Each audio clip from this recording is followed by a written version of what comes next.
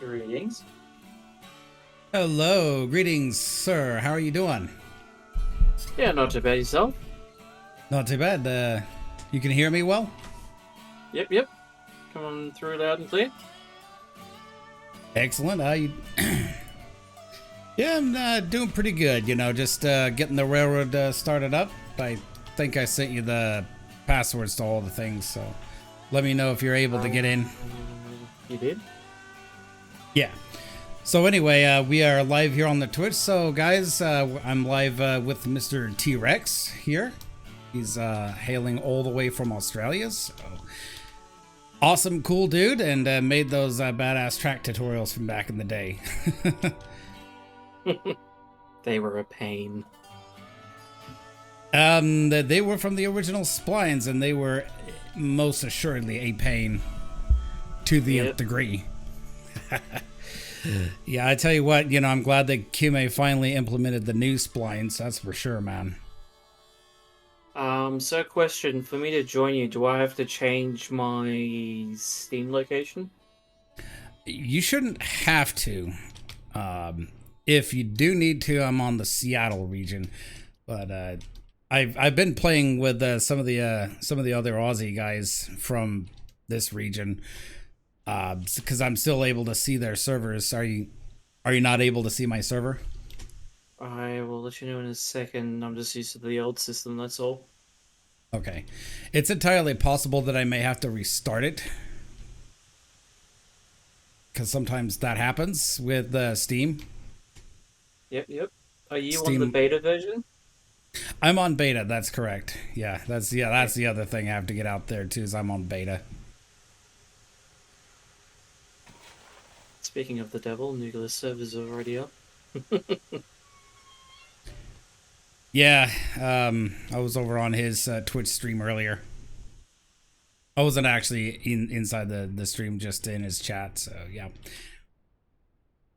guess it's gonna be a short stream for him tonight because apparently they've got elections tomorrow in Australia. So he's got to get up early enough to vote for that. I totally forgot about that. Oh god. I gotta do that tomorrow too. It's an actual like nationwide thing. Oh yeah, and my game just died for some reason. It's fun.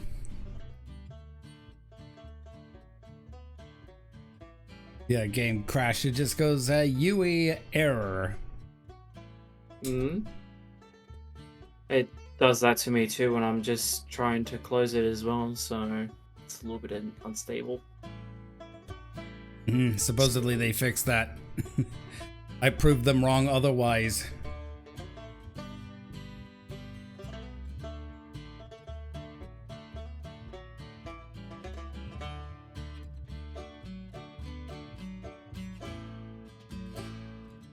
So I do appreciate you coming along, by the way.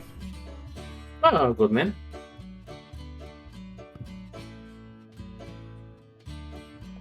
Okay, so I don't think I can. Do you have the server back up? No, I'm in the process of getting it back up right now. Okay, yep, no worries.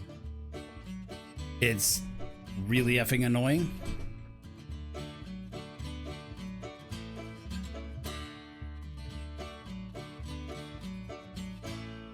But the password will remain the same.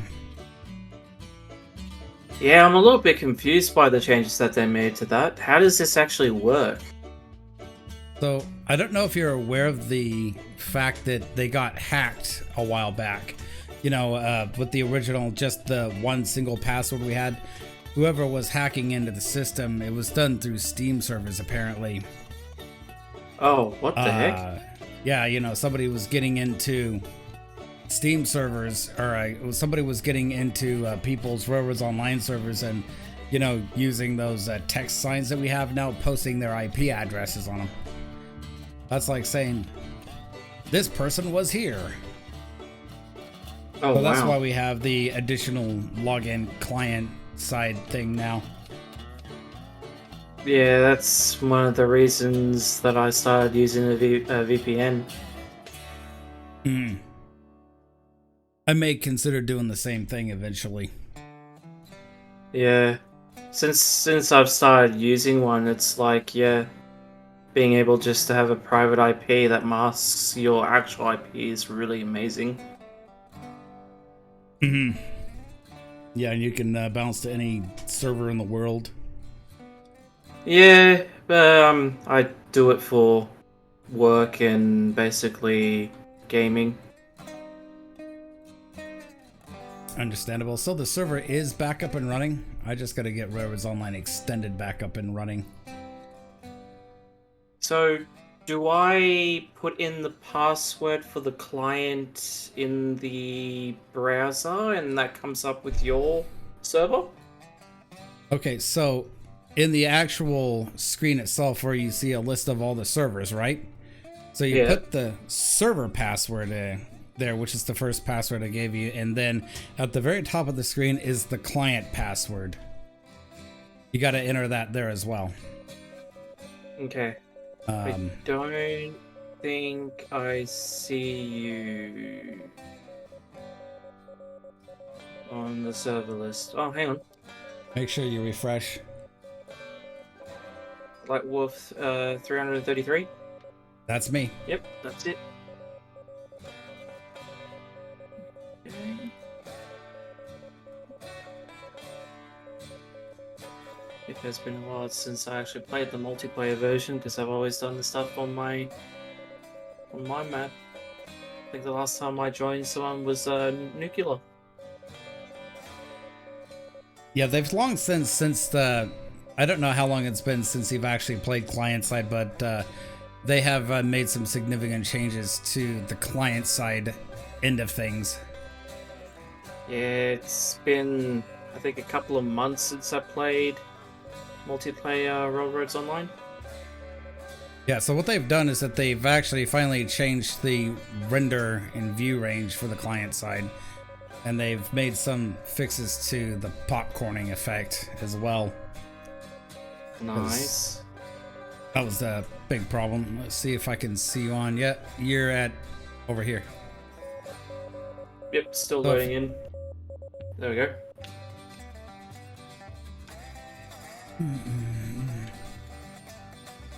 So I'm gonna give you super fast running speed if you want it. Nah, I like the normal speed. You like the normal slow running speed? Okay. Yep. I'm right It behind you. makes me a bit nauseous when I have the running speed. All good, man.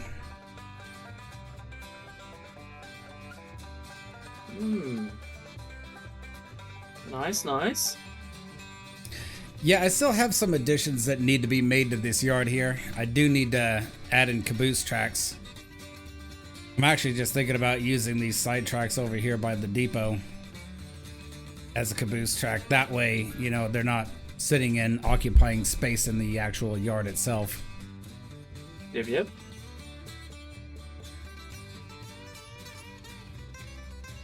I actually tried these out the other day. They are really nice. They're a nice looking car. The only thing is that the center doorway here is kind of short. Yeah, it feels like that the person that's like, yeah, it's like really massive, like when you're inside. Yeah, it's like I said, the character model that we have is actually rather tall. I'm going to go ahead and give you some money and some XP because they changed how the XP works on this map because you can't just like cut trees down like you used to. Okay, so how about an additional $4,000 with an additional 4,000 XP? Ooh, nice. So, what's the plan for well, would be this afternoon for you or tonight? So the plan is we're gonna go to Sawmill and we're gonna go pick up some fine wood forestry product, take it all down to the coal mine. Ooh, okay. So on my screen, one of the cars just went spastic, flew up in the air, and has disconnected and is rolling away with a caboose. That is definitely client-side desync. Can you share your screen in Discord? I want to see that. Yep.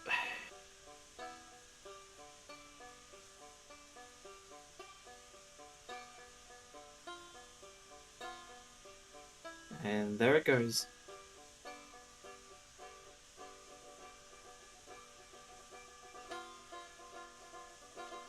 Yep. Oh, Hang on a second. just lost it there. Oh, okay, hang on.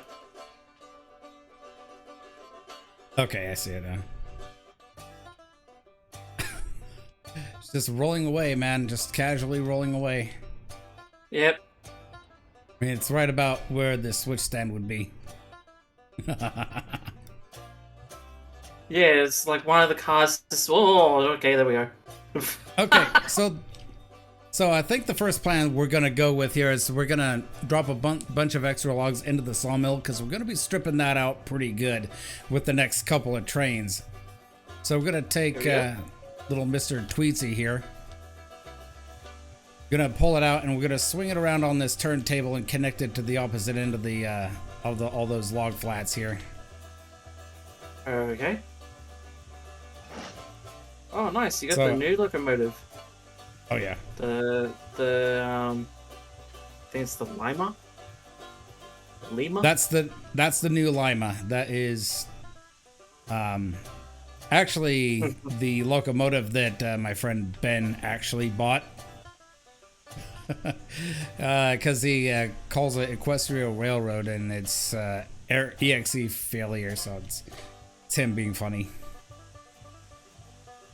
So if you want to, sir, you can have the privilege of driving the engine around today if you want. I already got it. Oh, you already got it? Yeah, I already got it. Okay. I'll kind of play the role of your fireman here. And this will actually get you used to the layout of the map as well. So I did actually take a tour of your map the other day and I like it. Good stuff, man. I can't officially reveal it. I can't officially reveal it, but let's just say it was some good stuff. Brought back memories of when I watched some of your old videos and streams. Yeah, there's some parts that are still there from the original, and then there's a lot of parts that have been reworked. The sawmill is actually still one of the slightly original stuff. Yeah. Alright, so are we all unhooked and everything to... Yep, we're all unhooked. You can go ahead and pull out and back through this switch up here. I'll get you aligned into the turntable. Yep. You may proceed when ready.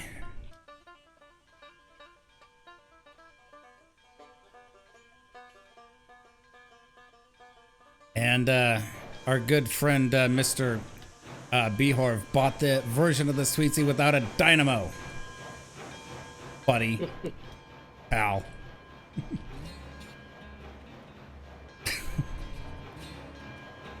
That's okay. I'll get another Tweetsy with a dynamo properly attached. So how far up am I actually going? Okay, you're gonna go ahead and stop right here. Yep. Find the brake. Yep, and now you can just back straight onto the turntable here. Right, yep. So your switches are all set, and you're clear to back all the way into the turntable.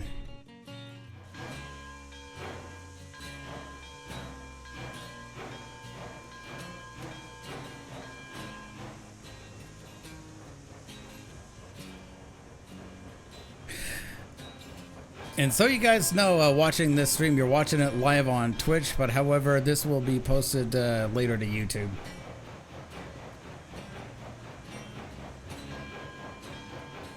Right now, Nuclear is hawking all the viewers, so...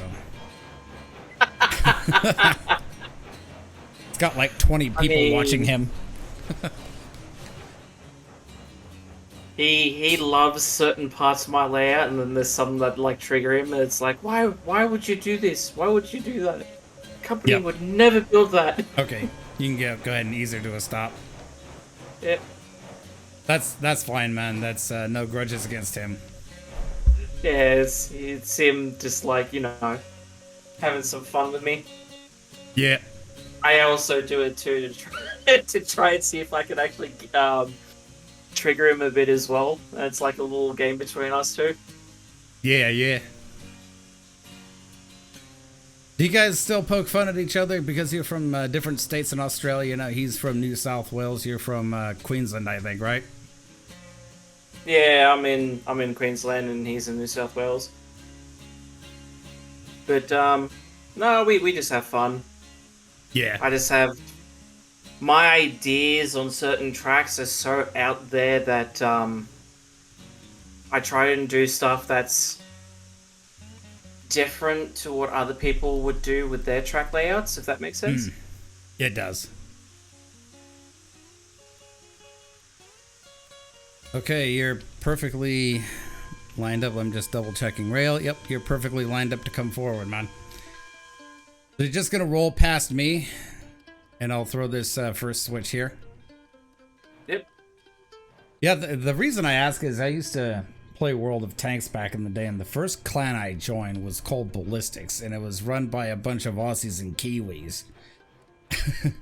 And, you know, the guys on the Australian side, you know, we had one guy that was from Victoria, guy from New South Wales, another guy that was from Queensland, and they used to get into these, like, you know, what state is better kind of spats, like, all the time. Oh, yeah.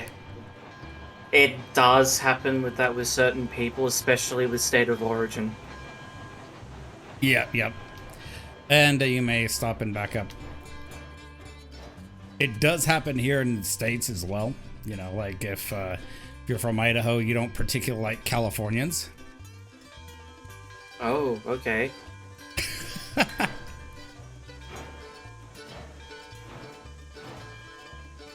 Okay. So you got about 6 cars to stop.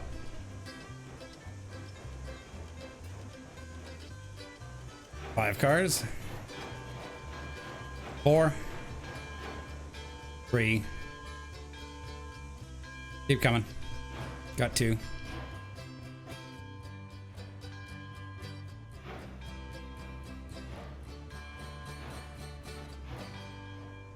Got 1. Half.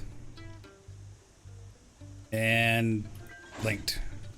All right, I'm gonna make sure it breaks it off.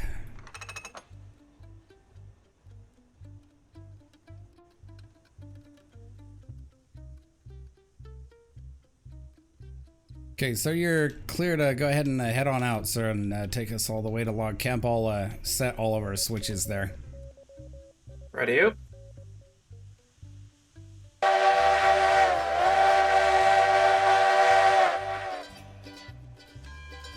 That was a nice echo effect, even through Discord. I wish Kume would bring that back. I basically just manipulate the whistle to do that.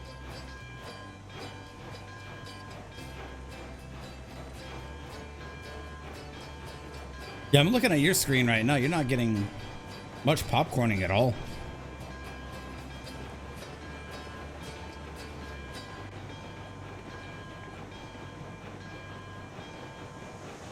I'm gonna make sure the switch is lined for you out of here.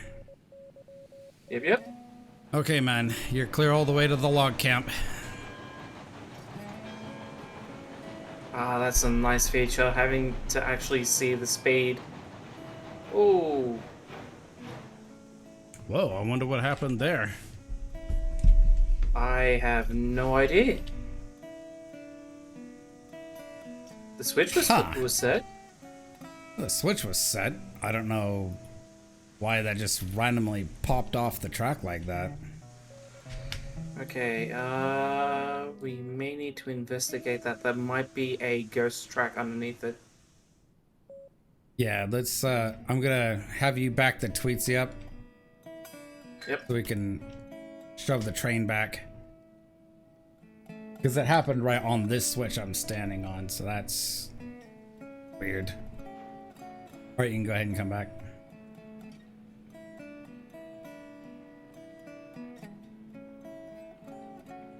Oh, Oh, that switch snap. is not set. Okay. You can go ahead and come forwards. That was my bad. I wasn't paying attention.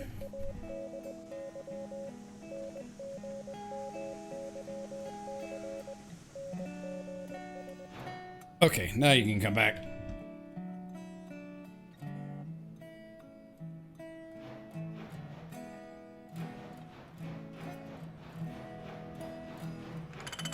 Yeah, so once we get connected, we just reverse back. Yeah, we just reverse back. I'll have you back up past a couple of switches. Okay, I'm ready to drop the link in. Alright, you're good. So, the brake was off. Okay, go ahead and push back.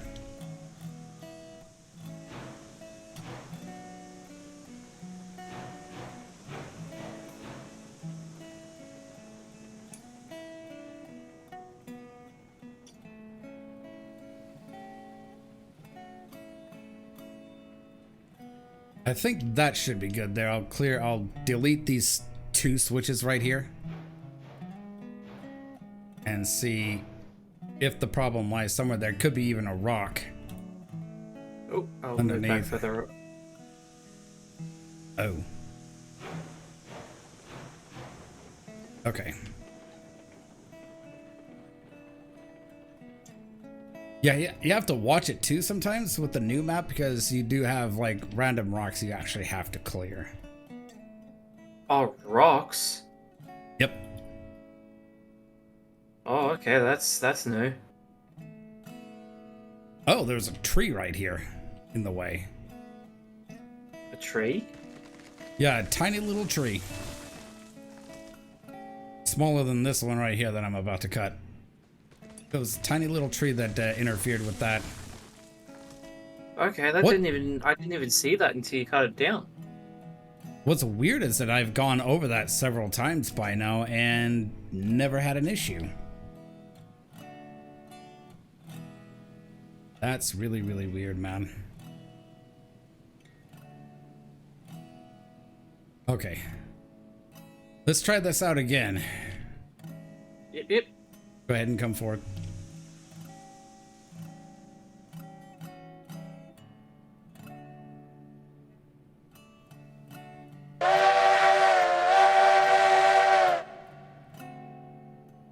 It's not like you were going like insanely fast either, so I shouldn't have just popped right off the track the way that it did. Yeah, I'm very cautious when it comes to speed.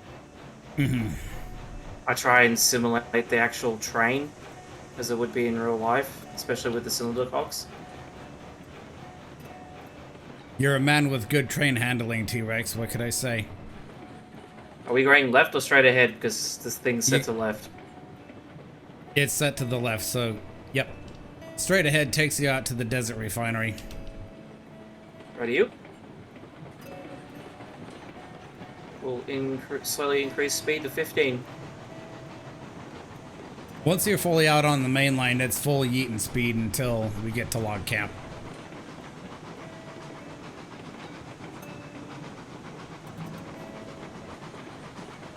Speaking of that, I'll set logging camps switches. You know, remote dispatching capabilities. They had that in 1900, man. Yeah, they did actually. All right, bro, we're set all the way into the log side of logging camp. Nice. Okay, we'll open her up a little bit more.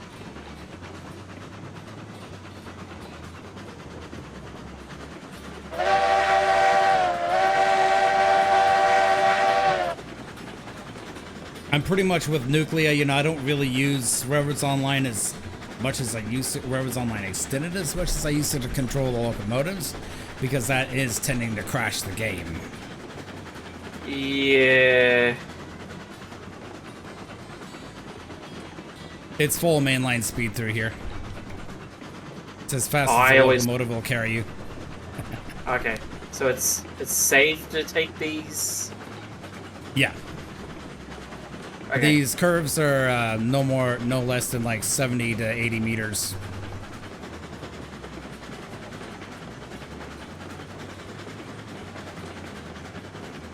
This is nice, this map is.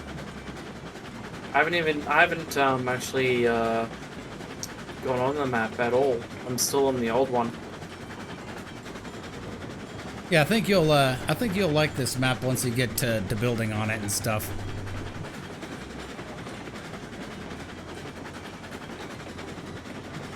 It really needs wildlife. It needs wildlife, it needs ambient sound, it needs a lot of stuff.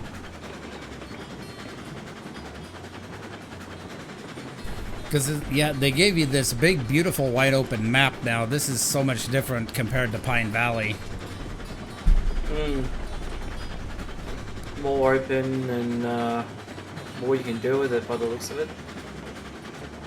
It's way more wide open. Like, you don't have a random mouse... Sorry. You don't have a random mouse mountain range in the middle of the map. And you're not having to build grades that are like 4% or higher.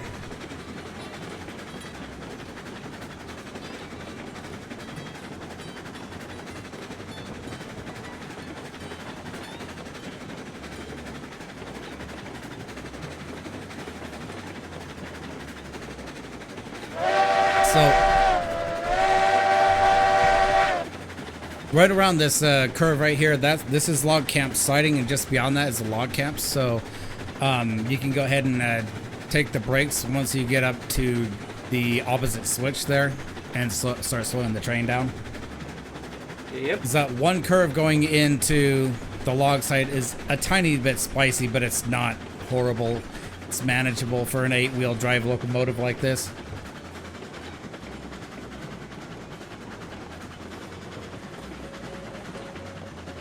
So what's the current speed we should do around the curve? Maximum speed is 15. Okay, we are fine. I've reduced speed down to 1% and went from 20 to 15.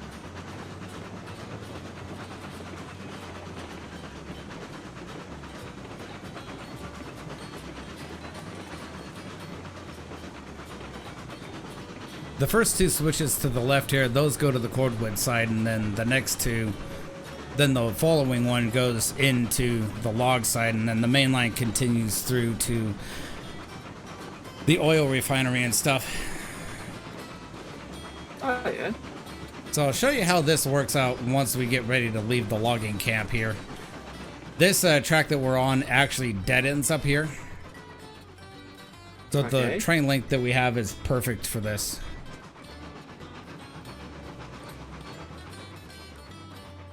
Okay, so you can go ahead and start slowing her down there.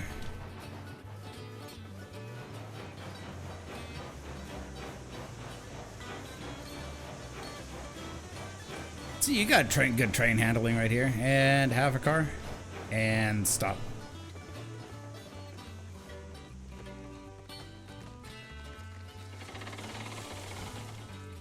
And so, you know, if you're playing this map solo, I put these markers right here, like the one you see me standing by.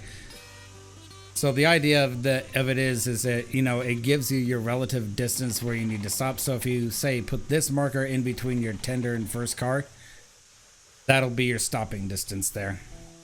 And the same is true for the next markers down.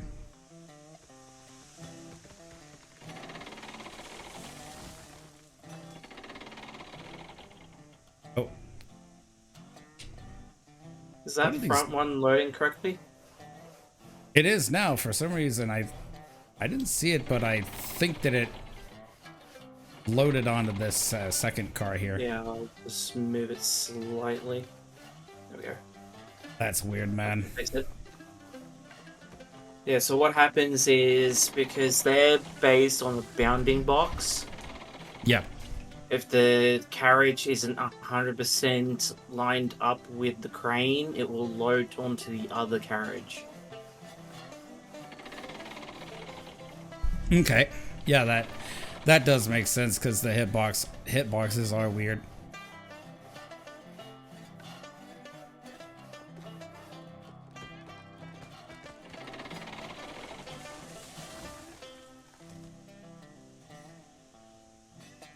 Okay, first two are loaded up. You may pull ahead two more.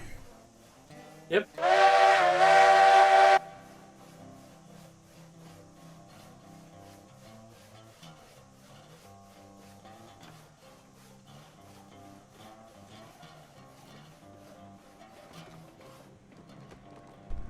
Got one car, half car, and stop. I just like the fact that we are using the Tweetsie because for some reason the Lima locomotive, they gave a steam jam, which for 1907 is really surprising. Seeing that steam jam brakes were very much outdated by that point and kind of useless. Because most locomotives built in 1907 had some sort of air braking system versus a steam jam.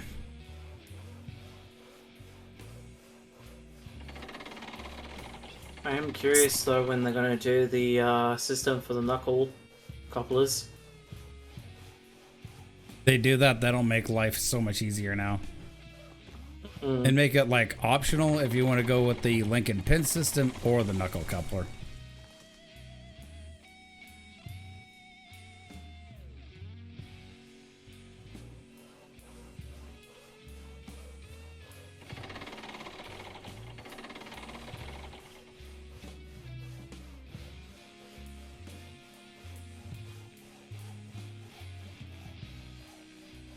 And one more log to load on this flat car right here. Ready? You? Oh, by the way, before you do that, before you go anywhere, I need to change client render.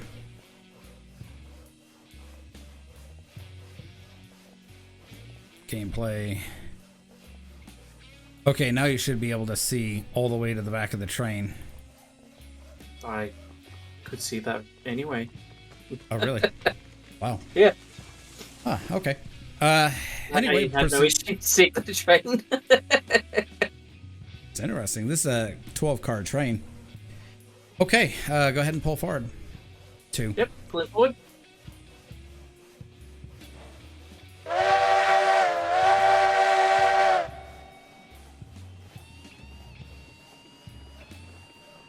And one car. Half car. And stop.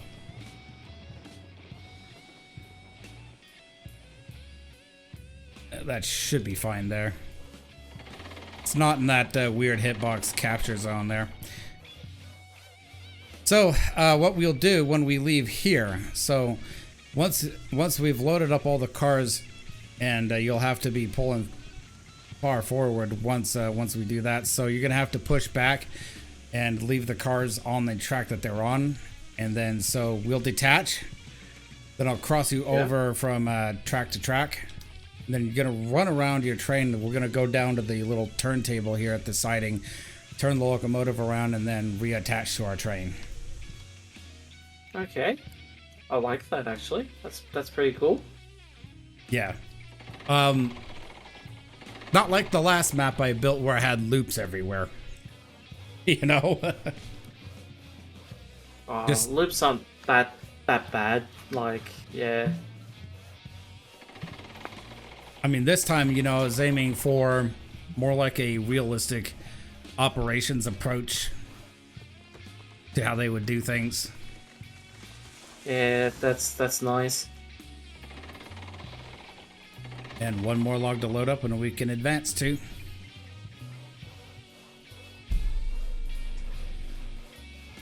All right, feel free to pull forward, sir.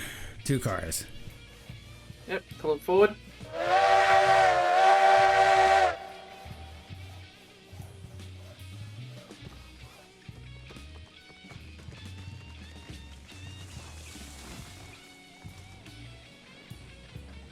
Got one car. Half. And stop.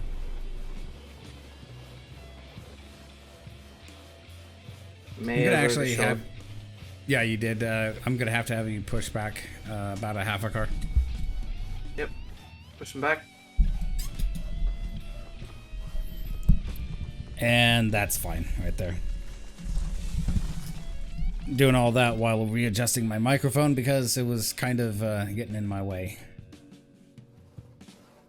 I have one of those chorioid condenser microphones from Audio Technica. It's really great for podcasting and stuff, so that's what I use for live streams.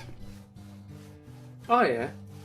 I don't know the actual brand. The one I've got that I bought from a store is like one of. I don't know the actual brand, but it came with like an arm that you can connect to a table. Okay. Yeah, you sound pretty good through it. It's old. I have to get it replaced because the connector at the back, if you jiggle it like a little bit, you lose connection. Mm-hmm. Yeah, it's probably a loose wire up in the microphone itself somewhere. Yeah. I mean, that could probably be soldered back together, but that may be more headache than it's actually worth. Yeah. It's around about, I think, 4 years old now. Okay. I think this one I got is like 2 years old. It also is attached to a boom as well that I got with a previous mic that I had. Okay, last logs are loaded, so you can go ahead and pull forward, sir. 2 cars. Yep. We have a total of 4 cars remaining to fill.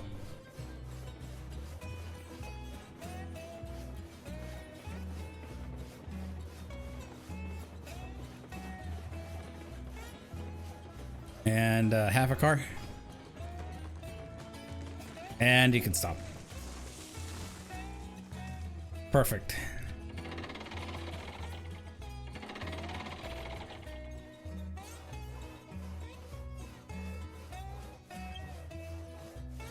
I like seeing myself running blazing fast across your screen. Just yum.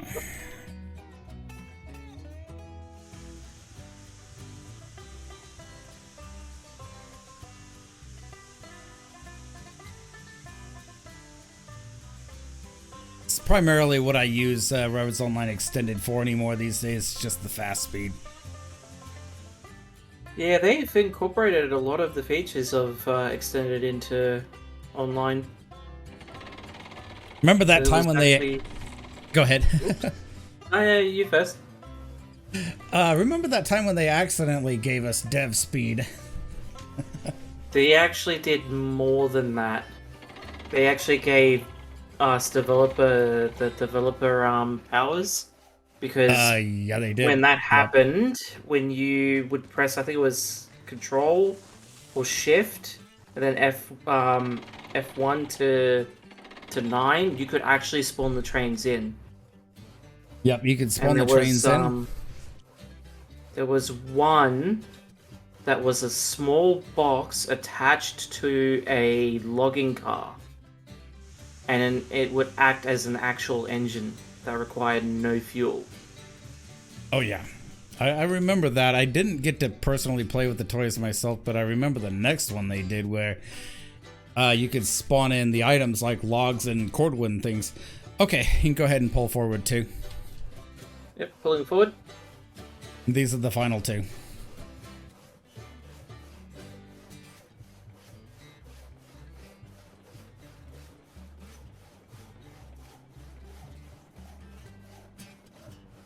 And half a car.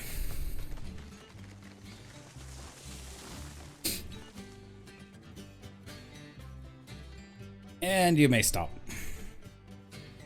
Once again, Mr. Tea Rexx, that was a very refined stop right there. Thank you.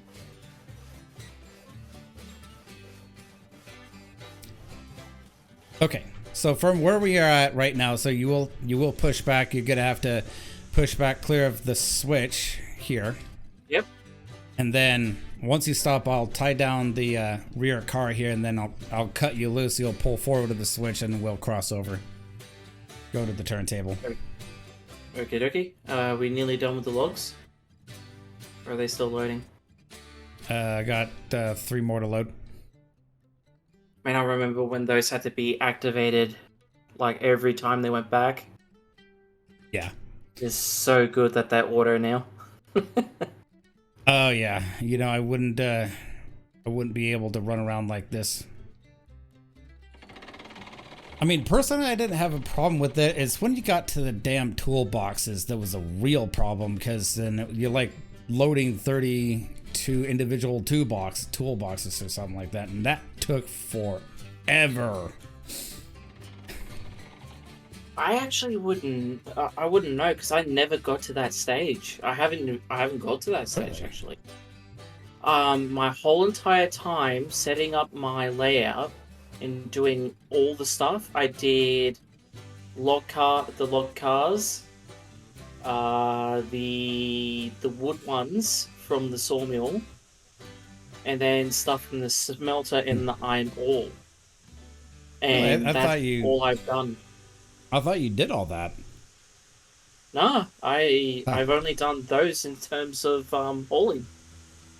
When the game first came out, after I did that layout that I shared on the tutorials, I actually spent an entire day with the Betsy farming the log cars, because back then the Betsy was so powerful you didn't even need to change the engine. And I spent the entire day just grinding out log cars, and I basically got like the powerful engine that I needed.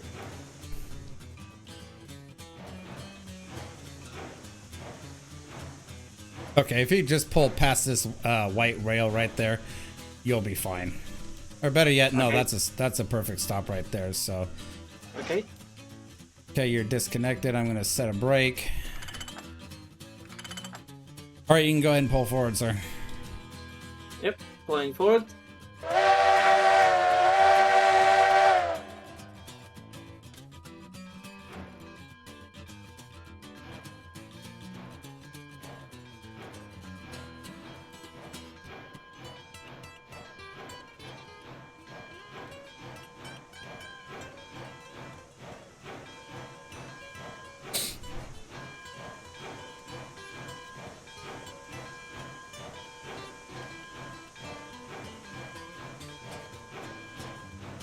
Okay, you're clear of the switch. You may back up, sir.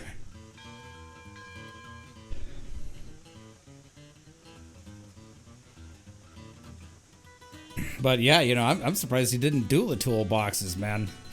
Just be glad. Yeah. I guess you didn't. So. I heard when you get to the oil, it gives you a lot in terms of payout when you go to drop it off at the depot. Yeah, it's $1,840 a car, and if you have like 7 of them, you're gonna make a decent amount. Speaking of oil, that's gonna be one of the runs we'll make. We're not gonna pick up oil, but we're gonna be dropping stuff off at the oil field. Okay, so do I keep going backwards? Yeah, just keep going back all the way back to the log camp sighting here. Speaking of that, I need to throw that switch. So yeah, you got quite a bit of distance before you need to stop. Okay. I'm lining switches all the way into the turntable right here.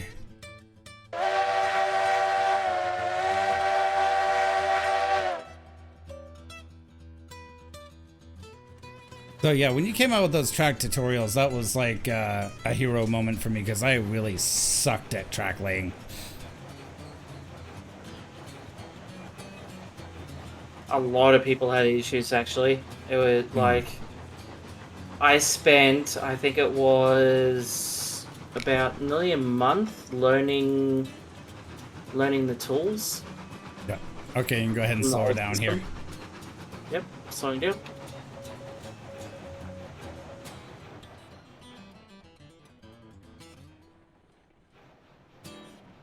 I'm sitting here kind of watching myself on your Discord stream.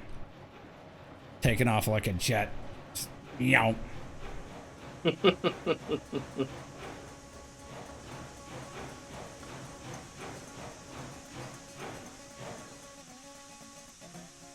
And yep, you're good.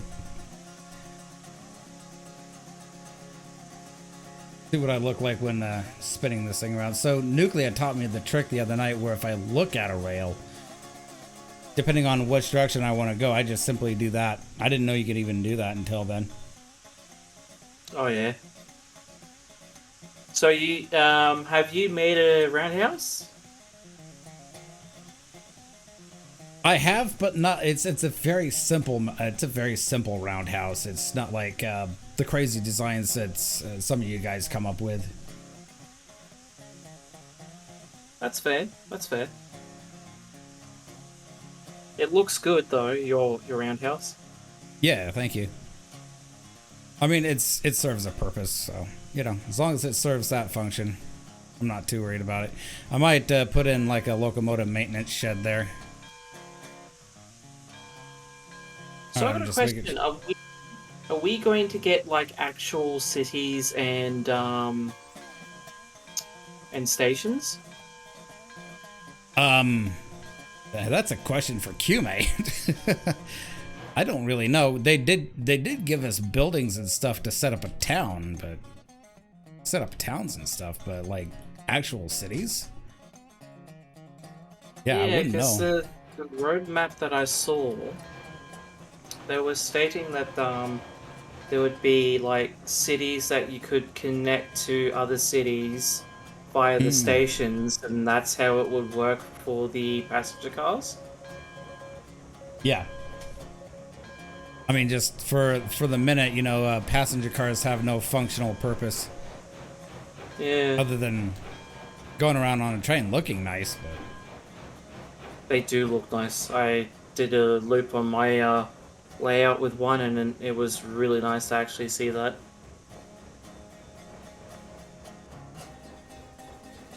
I mean, I remember watching Wolfmack in his stream a little while back, because sometimes he hangs out with a couple of the quote developers from Railroads Online. You know, they'll sometimes talk about the things that they can talk about, and the passenger cars is one of them. Better make sure that there's a Lincoln pin set on this end. Okay.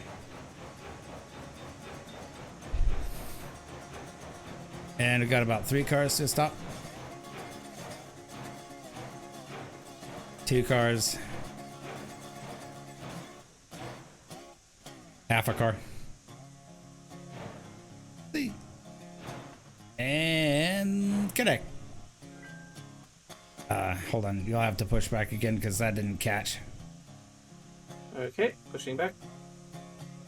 That's a little bit annoying when that happens.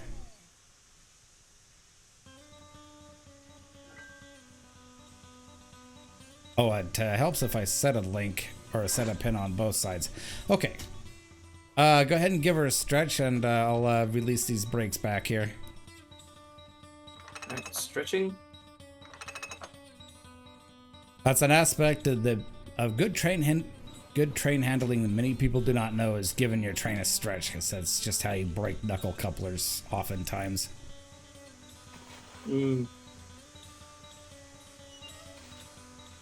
Okay. So we're all good? Yeah, we're all good. You're good to pull out, sir. Make a run to the sawmill. I'm gonna go down there and make sure that switch is set for the log pond side, or should I say the lake side.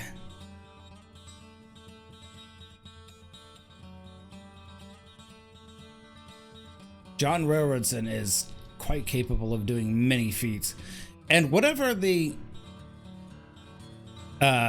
sawmill doesn't take for new logs, then we'll just leave these cars here. We'll keep depositing as we go. And I don't know if you're aware of this. Basically, there's a bug in the game currently that doubles our input. Oh, okay. Yeah, it's a weird bug. When we get to the sawmill, I'll have you drop off the loads there, and I'll let you see for yourself. I wonder if that's a thing that they're planning to release, like an easy mode. Well, they already have that. They do? Yeah. They gave us easy, regular, and hard for industries. Oh, okay. And right now we're playing on, medium mode for industries and realistic with realistic physics. Yeah, that's how I like it. And just to give you a heads up, when we go up 3% grades later, you're gonna have to show no fear in having the throttle all the way out and Johnson bar all the way over in the corner. Going uphill anyway. Such a nice view from here. I'm actually gonna take a screenshot of that.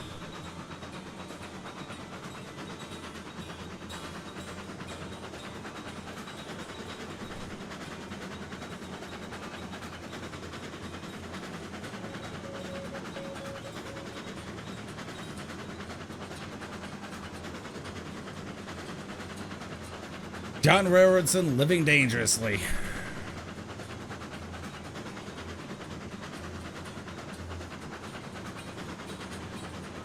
It's pretty nice that the popcorning isn't as bad. Indeed. Because, man, when the rubber banding was so bad, it felt like you're just getting yeeted into space. Yeah, it was terrible.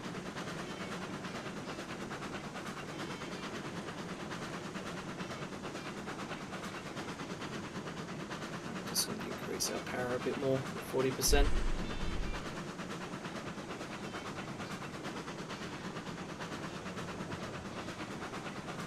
And then whatever we don't, then whatever, we're unable to drop off in the log pond, we'll just simply cut the train off and leave it there. I'm not worried about the flat cars at the minute because I don't quite have service to the ironworks fully up and running yet. So we don't need to worry about bringing bringing steel pipes downhill. So I kind of have the ironworks up in the mountains. If you bring up your map, or whenever you bring up your map, you'll see it.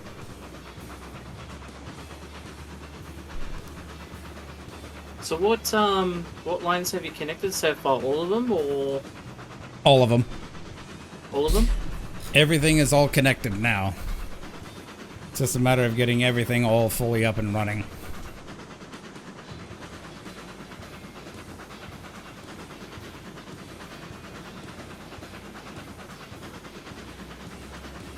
So just reduce our speed.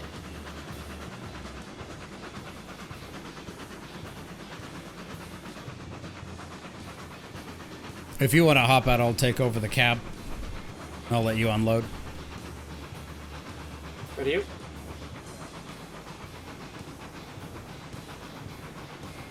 I can even get into F mode here. You have to aim for the middle of the locomotive. Yeah, I know. Sometimes it just won't show up for me for some reason.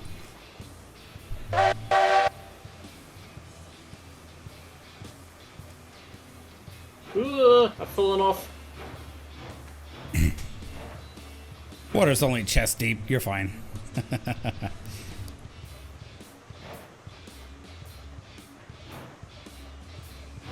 this would be so much better with wildlife.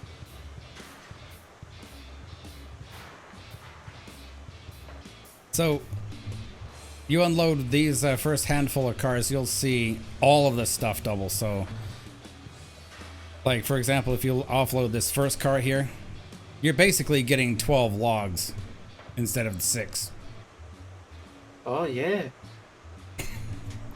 That's a bug. Oh, that wow. that should not be happening.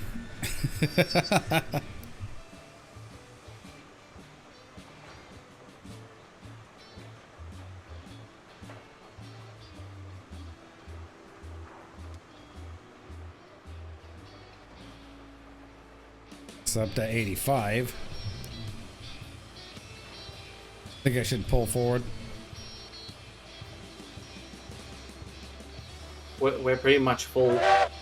Oh, we've derailed or not? Okay, never mind.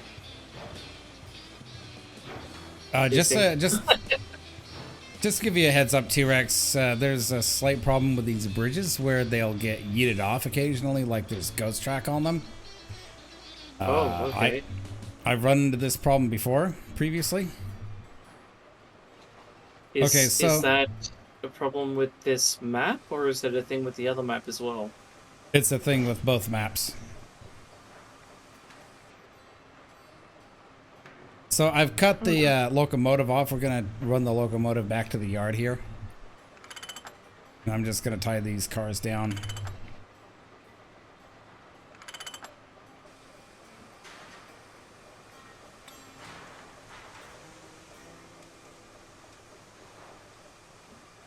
And you are lined for the main. Alrighty.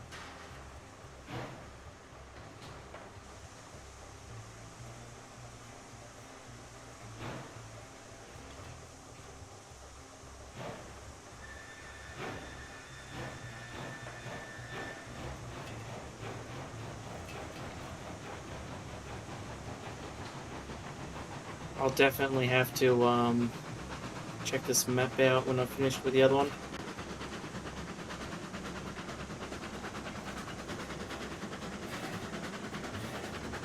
Oh, for sure. I think this map is just slightly bit better.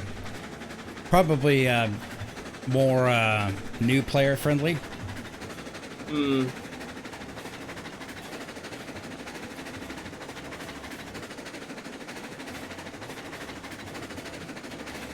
So the popcorning seems to happen when the train goes over 20.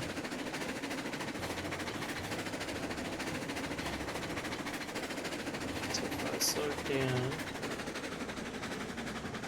to 19.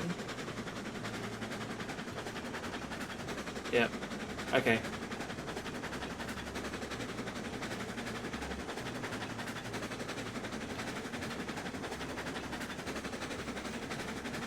So the popcorning goes really bad when the train hits about 20-ish.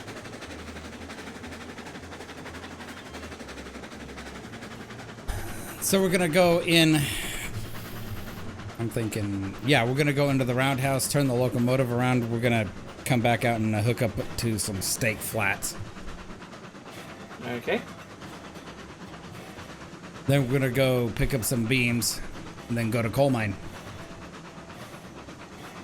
Ooh, okay. We could take a full load of beams, so it's not a problem. So what locomotives have you gotten so far? The Lima, the Tutsi, and the Montezuma. There's also another Tweetsy down at Iron Mine. The Glenbrook is sitting up at the mountaintop log camp. And the Ruby Basin is sitting at Iron Mine as well. I love the Ruby Basins. I think that they're really balanced locomotive. Yeah, and I think it's either in New South Wales or Victoria. I haven't actually gone there, but there is a heritage railway called the Puffing Billy Railway. Mm. And it has about, I think, 5 or 6 of the Ruby Basins. Ah. Interesting. And they had a heritage event where one of the sister locomotives actually came back to the line and do a run that hasn't done for like over half a dozen years. Ah, interesting. Yeah, the Ruby Basin that's in this game is based on the one that Baldwin Locomotive built for the Deadwood Central Railroad in South Dakota, which in and itself is kind of like an Australian-inspired like tank engine. Yeah. Because Baldwin built a number of them. Okay, you can go ahead and come forwards, man. Okay. Coming forward. Yep, you're good to come forwards. I'm gonna float this caboose to the back. I love my tank engines.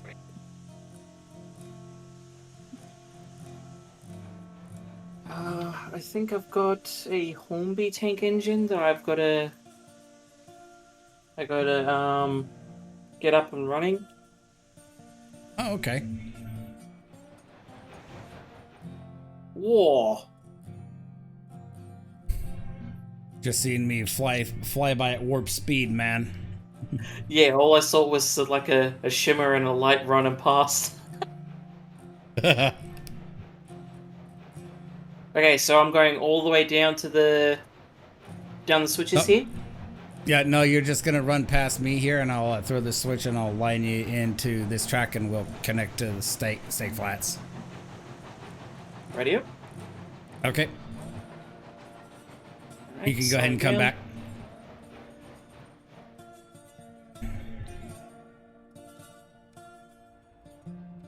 Oh, wait a sec. I lined the wrong switch.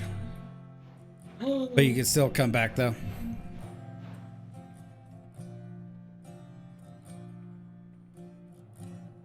So, how much is the Ruby Basin now, or is it still the same? Ruby Basin is, drum roll please,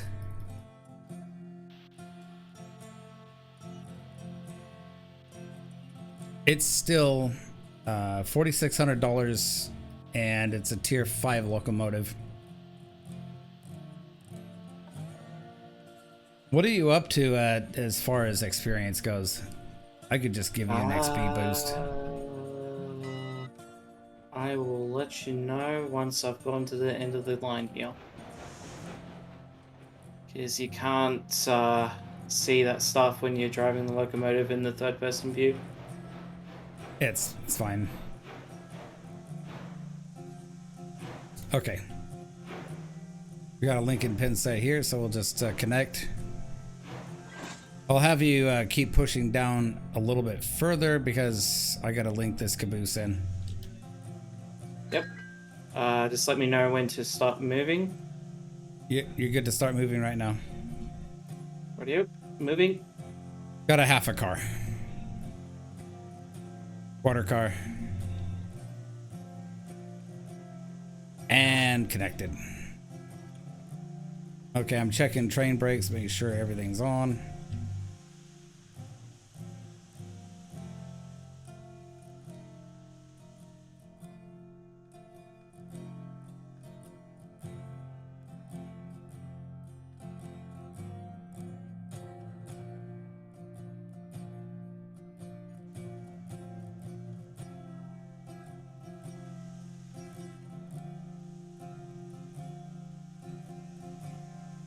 Okay. Should be able to look at you and know what your XP is. Oh, you're level 4. Level 4. So I'll dump upon you XP. Okay. So, are the switches set, or... Just give me 1 second. I'm doing you a favor. Ah. Cheers for that. Yeah, the Ruby no Basin is my favorite locomotive, apart from the... I think it's the Class 38? The one that's in game, or it could be a different name. It's been a while since I played.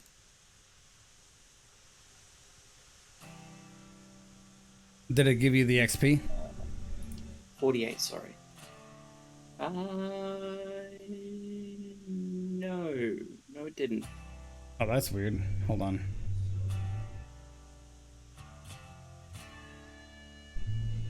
Try now.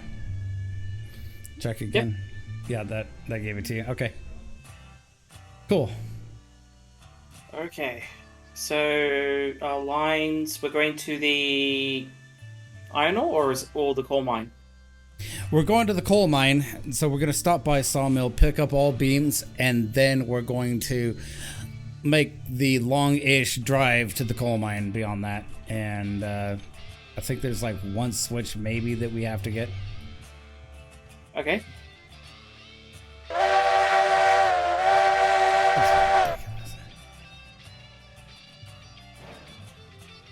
Maybe 2 switches. Alright, pulling out.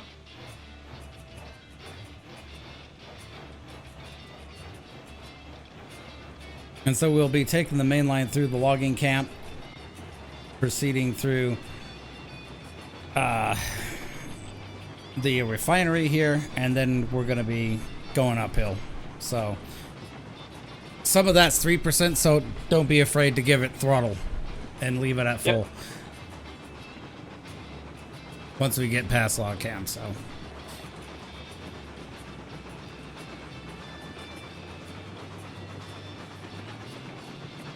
Alright.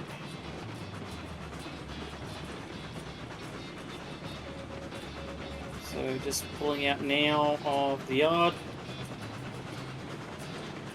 Speed 15. You are good.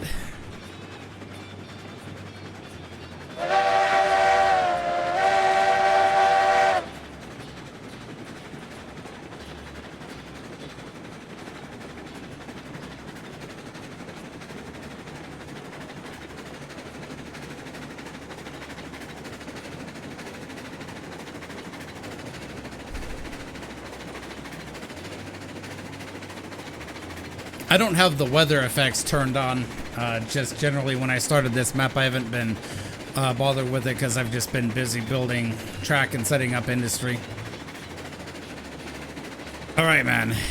Feel free to slow her down. We'll start loading.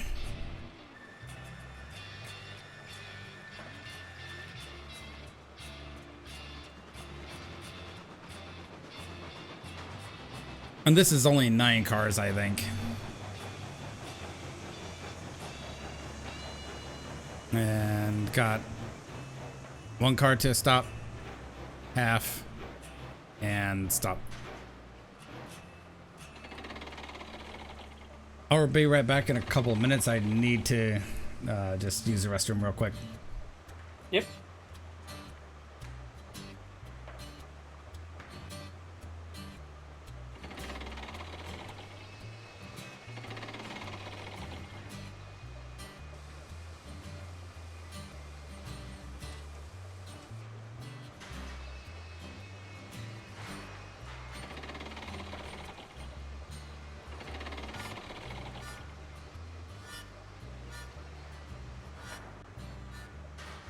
Alright, those beams are done. We'll move a little bit forward.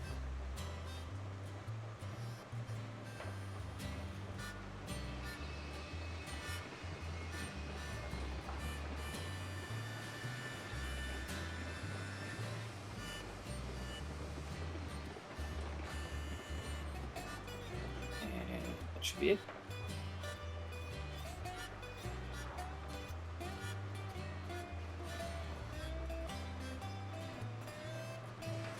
And we'll get these ones loaded.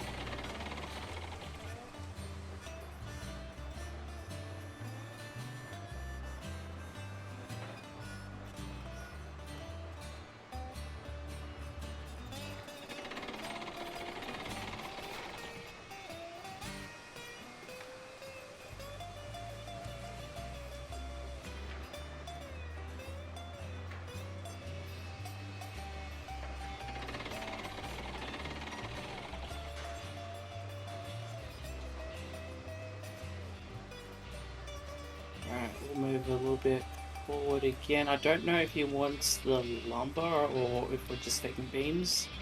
So I'll just wait until he gets back.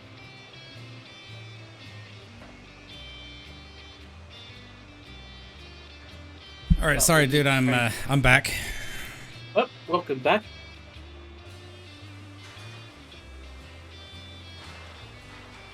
So are we just taking beams and not lumber? No beams, just all right. Sorry, no lumber, just beams. Yeah. Okay, cool. Yeah, because I filled up 2 on the side while you were AFK. Yeah, it's fine, man. It's all about keeping it going. So, as far as the client-side stuff, I'm glad that they fixed the render distance. Actually made it to where you can properly see your train if you're on client-side. Yeah, that was a pain when that was the thing, wasn't it? It was. So I have to ask, when did you start playing Railroads Online? Oh.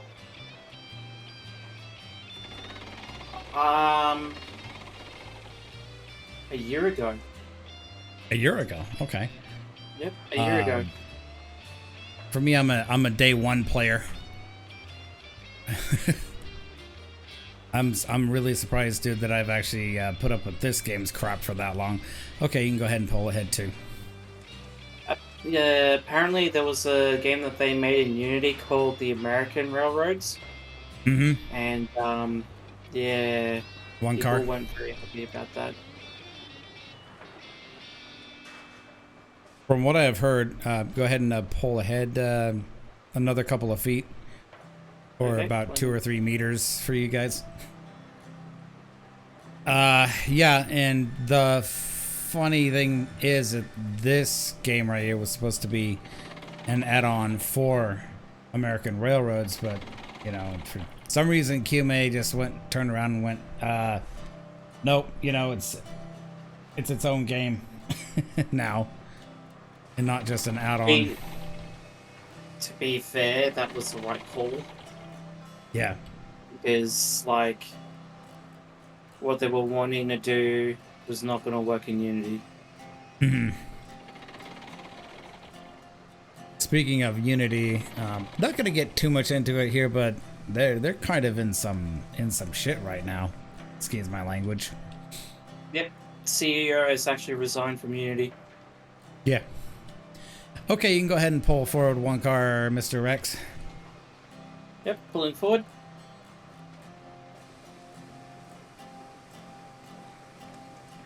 Half car. And stop. Stopping.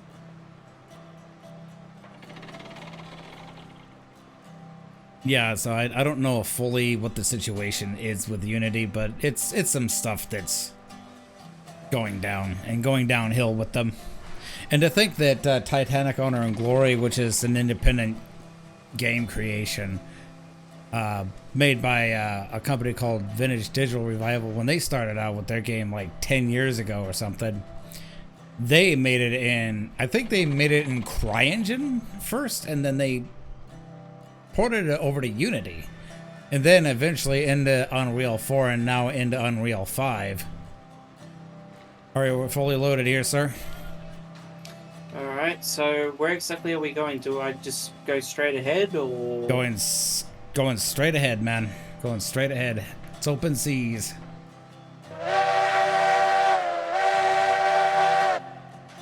So we're going to go on the main line through Log Camp and around that 15-mile-an-hour curve there.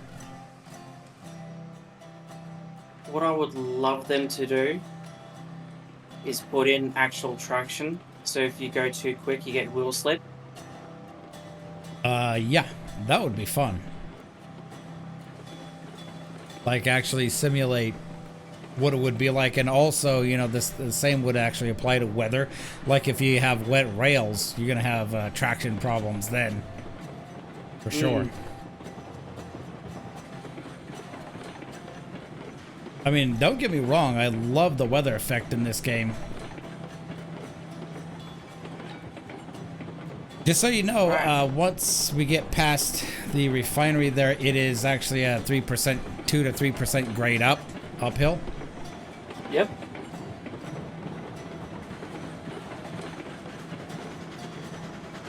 And don't be afraid to, you know, full throttle it. How are we doing on Firebox? Yeah, yep. We're still good. We still got fuel of 60. I just kicked more in. Gonna be a while before we can stop. Because even from the sawmill, it's still a relatively long journey. Okay, so whereabouts does this 3% actually kick in? It begins right after we go through the refinery. The refinery, okay.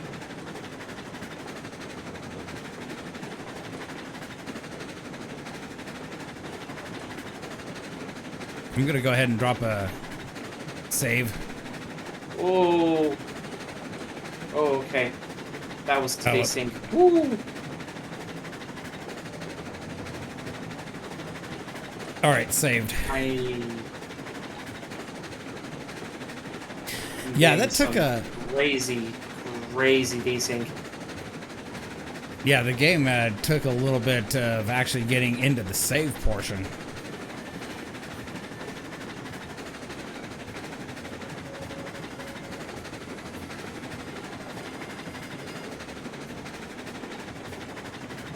I will say this map does look lovely at night. Mm.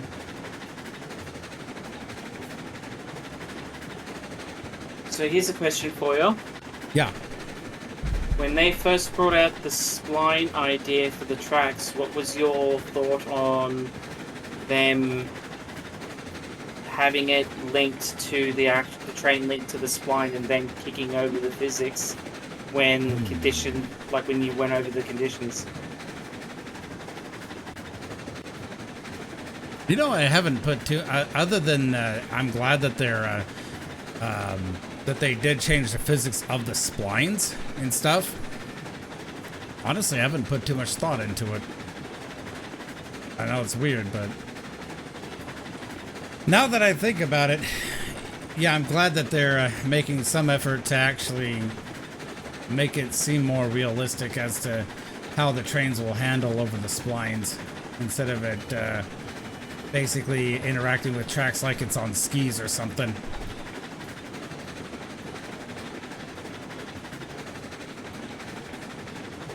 My honest opinion, I actually wish that they actually stuck to the trains was stuck to the splines. Yeah, because the locomotives currently how they are implemented now on the trains on the tracks is actually not accurate. Oh, especially with the wobble, because the trains don't like accelerate like that on a track. The Ruby Basin is a fantastic idea for that. It will like rock back and forth, left and right on the track. Train does not do that. It will tilt like left and right when you start going at high speeds over, I'd say about 80 to 100. And then you start seeing the rocking within the locomotive. But the locomotive itself, under those speeds, is like smooth sailing on the tracks. So the splines that they originally had, where it was half, where unless you actually were playing... Did we just derail? apparently we did. So go ahead and keep going forward. I gotta set brakes here. Okay, the tender just... Oh no!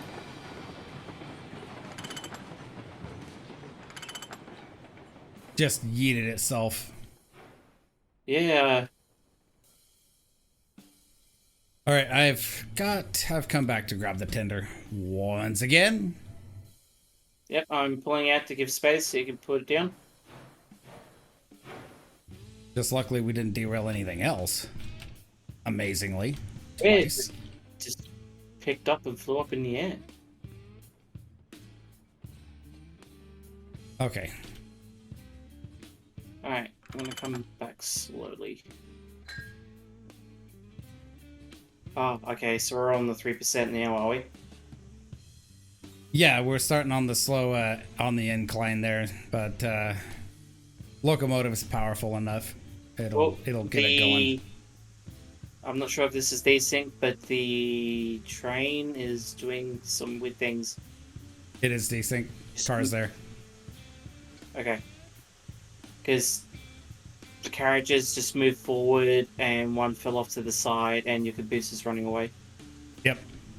Okay, go ahead and come back a bit more. A bit more? Okay. Oh, there we go. Okay, you linked, and I need to see. Go ahead and pull forward because I have to set a linking pin between the first car and the tender. Yep. Pulling forward. Okay, that's good. You can come back. Keep coming. And stop. So I will untie all these brakes. Yeah. So you're at the point, don't be afraid to give it full regulator, man. Okay. Moving forward.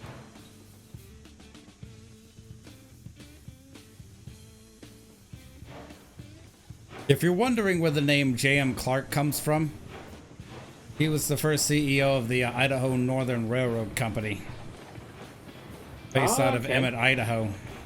Railroad started in 1900, I think. My buddy Dan actually bought that locomotive.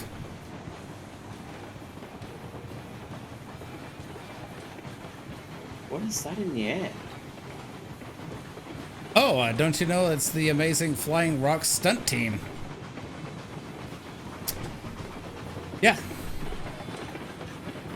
Kime stuff.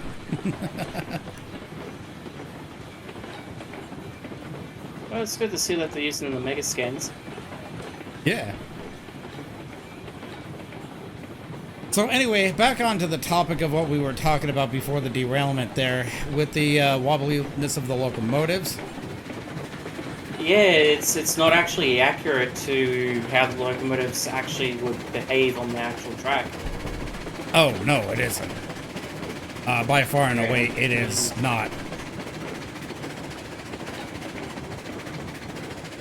Because a locomotive or any car shouldn't just wobble left to right like that.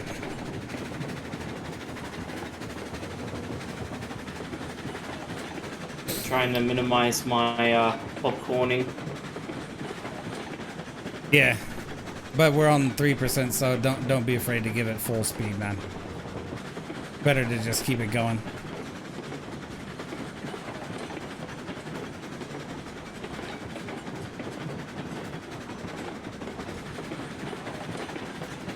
So it's okay to have it at full throttle? Yeah.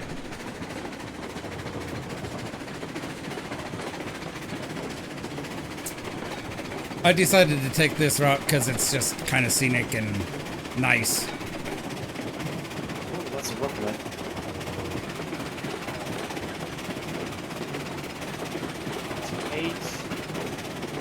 It is the amazing Flying Rock stunt team.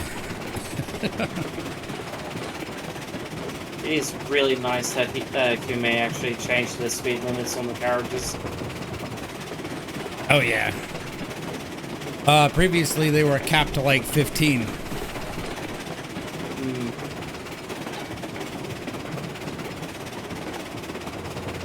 Remember the time when the engines used to be speed capped as well?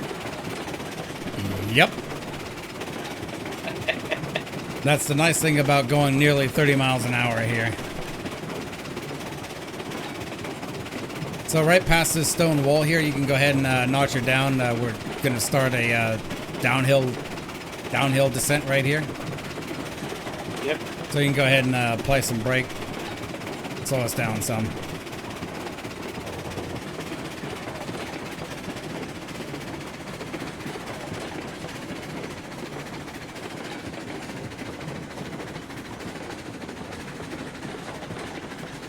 I was actually planning on going onto the back side of the mountain, but there was one problem with that. Map border is there. Oh, okay. So he doesn't actually have this, like, blended in with an ocean or anything? No, unfortunately not. Because if you look over to your left, right over there, or to your right, There's a mountain pass just beyond that bunch of trees on the right that I would have loved to have gone over, but yeah, it's just beyond the map border and can't get to it. Oh, okay.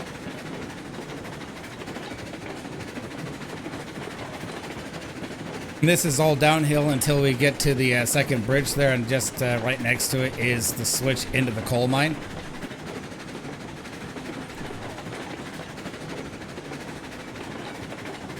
Yeah, I'm just constantly keeping this at 20, going downhill. Which is a good speed for it. And so far, everything's attached. I'm going to run on ahead and set that switch.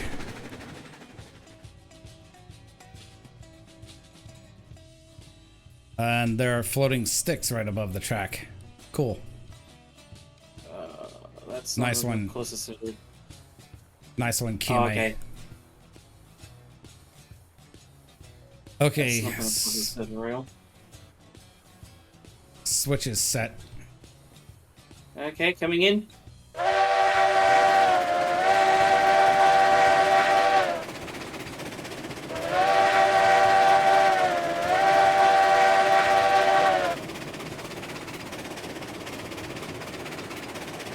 Alright, you can go ahead and ease off the throttle here. Yeah, it's on 2%. Arr.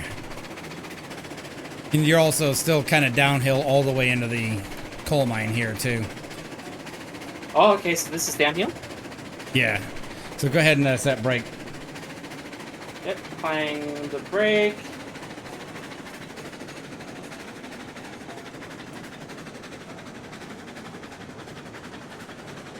%3 brake.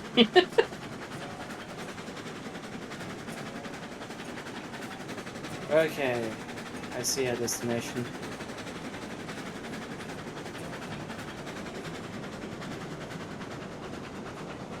I'm shooting.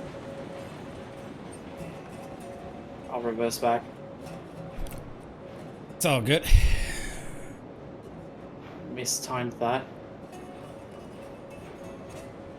It's all good, man. You're still getting used to the layout. And there we go. Now you may come forward slowly.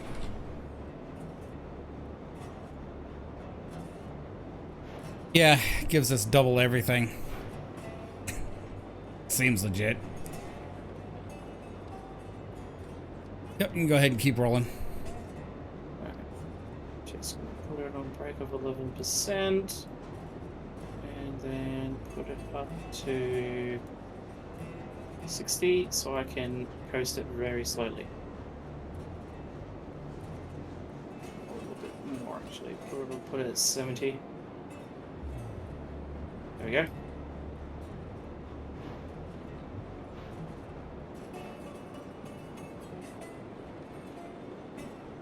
Let's see, what do we got down there? Like 40 rails still?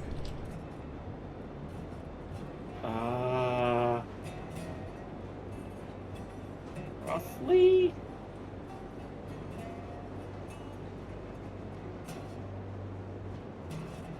I see it. We have 37 rails. Cool. We're good on rails for a while because, like, the coal facility doesn't really chew through rails like you'd think that it would.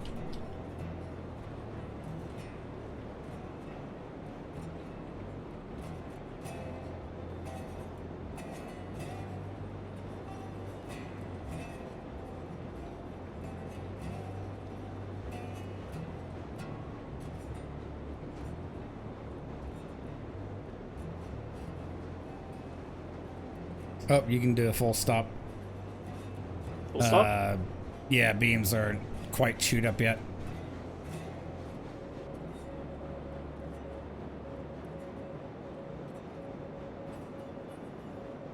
Okay, you can go ahead and push back and I'll unload this final car. Okay. Pushing back. And I say this in air quotes, this will give us another 6 beams instead of 3. No better time than to abuse a bug. All right, so that has us up to 710 coal out of So I take it. 750. So I take it. I move slightly forward to the switch there, and we turn around and go back. No, what we're gonna do here is that we're just gonna shove straight out. Okay. So just shove Backwards? straight back. Yeah. Okay. And then we're gonna roll through Sawmill again.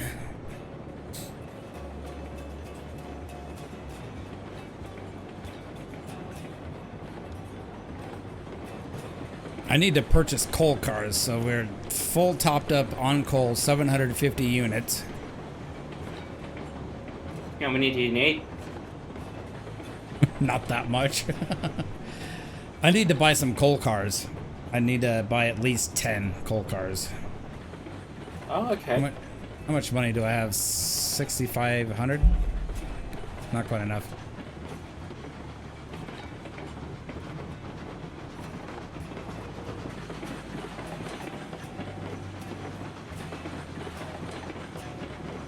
Oh, game, please don't do that. So, have you ever done the coal thing on the original map? Coal thing? Yeah, have you ever serviced the coal mine? Oh, yeah. I think one of my friends has, and I've come down and taken the coal and put it into the coal tower. Okay. I'm gonna have you stop on the main line past this switch right here where I'm standing. Yep. And then I'll throw the switch. I'll throw the switch and you go forward. Anyway, sorry to cut you off. What were you saying? I personally haven't done the coal mine thing, but I've done the refueling of the towers. Okay. I've done a lot of iron ore stuff, though.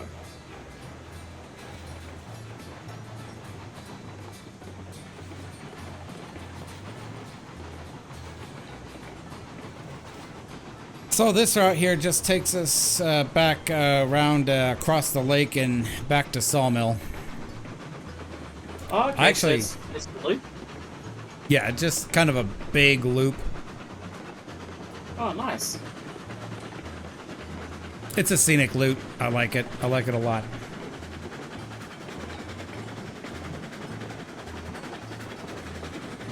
I do like the way that they've done the lake.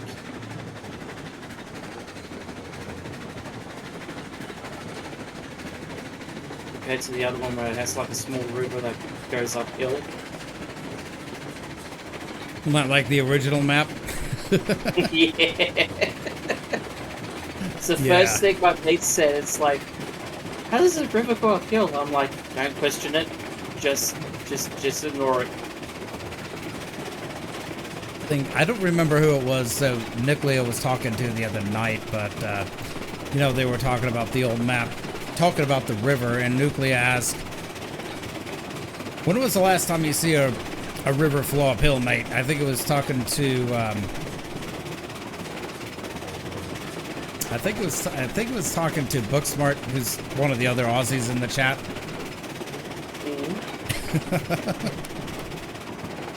He's like, yeah, when was the last time you've ever seen a river in real life flow uphill, mate?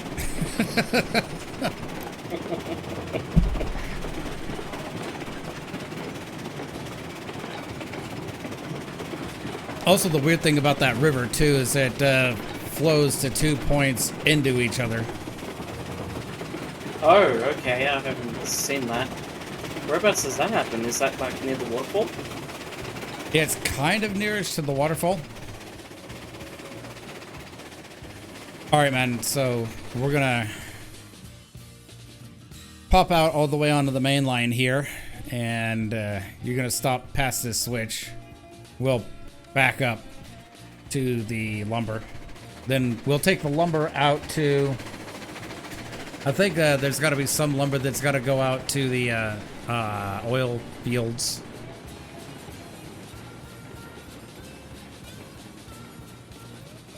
Okay, you can stop.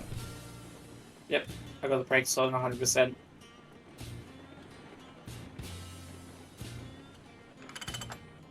I applied car brake back here. Aha! Extra car brake pressure. Okay. It's one of the things I've noticed when you do the train legitimately. You have to time the travel to stop, because when you do it the like zero reg and then apply the brakes, you just like instantly stop with the wheels just in motion, and then it just grinds along the rail. When I brake, I always make sure it's at 2% on the throttle. I noticed something fairly recently, and I didn't see anything in the patch notes about it, but it feels like that they've changed some of the physics stuff on the trains.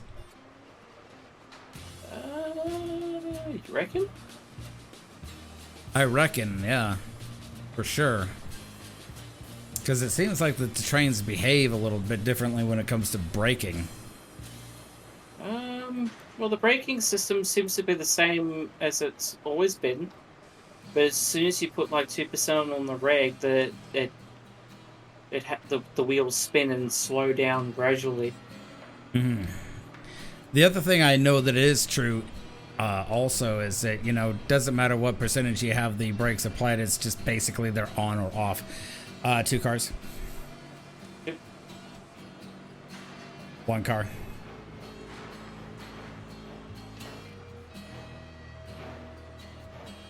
And half a car. And stop. While that's loading, I'm gonna go take a trip out to the oil field. Wait until you see the yard out here. Oh, this requires beams. Okay, so we'll pick up half beams, half lumber. The heck am I thinking that actually requires lumber?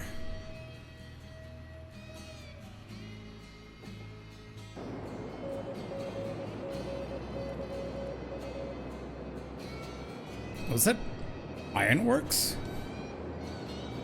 Yeah, I think you might be mixing up Ironworks. That's all the way up here on the hill.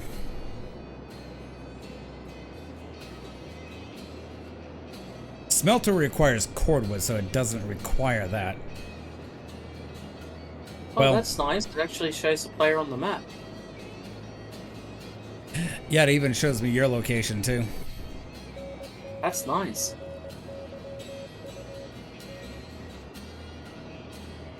All they need to do now is just have the ability to see the tracks and the layouts.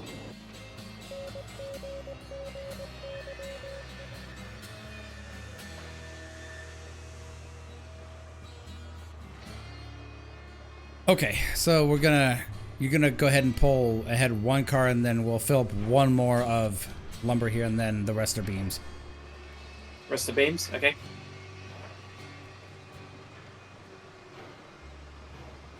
And you can stop.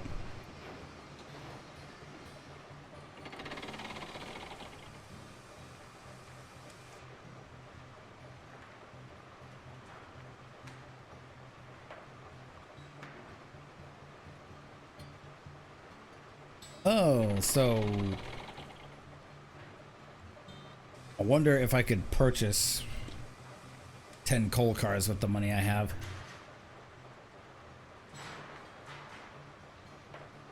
Because we're going to make a run out to the... I have 6,500. 65. 6,449. How much do you actually have there? Good question. 6,240.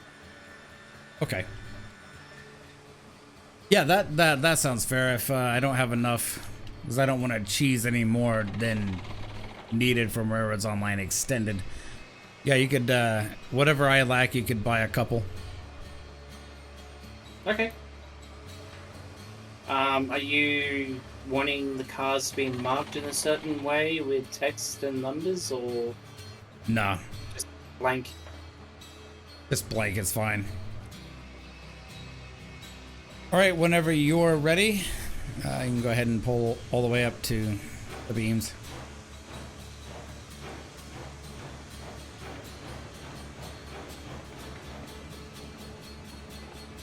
Two cars to stop. Excuse me. One car. Half car.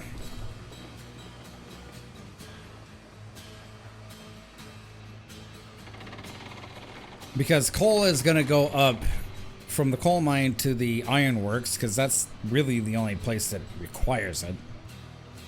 Mm. And that's going to be, so far, the longest trip on the layout. Yep. See, you know, I tried to avoid the thing that the original Railroads Online map had a fault of, is that, you know, how that some of the industries that required a certain thing were placed way too close together. Yeah, the stuff south. I'd say south of the depot, those three industries were way too close. Mm. And all of that in particular was oil. Or at least two of them were, anyway. You can go ahead and pull forward too. Yeah, this map actually feels bigger, to be honest. Hmm. And half a car. And stop. It does feel bigger, but it is the same size as the original Pine Valley. It'd be cool if they had a bigger map. I think that should be fine. Well, Unreal Engine 5 can support that, like, especially with 5.3 with the nanite landscapings. It actually makes me a little bit confused why they aren't using that feature, considering the locomotives themselves and the landscape and the foliage and that all would benefit off that. And with the new landscaping features that were introduced in Unreal Engine 5, you can actually have massive open worlds that you couldn't do in Unreal Engine 4. Yeah. Because in Unreal Engine 4, everything had to be baked, and you couldn't change it once it was. Go ahead and pull forward too. Yep. I don't know, it's just sometimes I think a certain somebody lacks imagination, dude. And also Unreal Engine 5 should offer optimization tools to better optimize your game as well. It does. It has the tools. It says developers don't utilize them. Because I'm actually a game developer myself, and have been since 2010. Oh yeah, that's right. I remember you telling me about that. And go ahead and stop. Yep, stopping. Sorry about that. I just got to enjoying the conversation with you. I just got distracted, so. It's all good. All good, man. Should see me and my mates, like, we sometimes just have debates on stuff, and we just have, like, you know, friendly debates, and we just have so much fun with it. We just lose track of time and focus. Yeah. I do have to say, playing on the client side, the performance is way better than it used to be.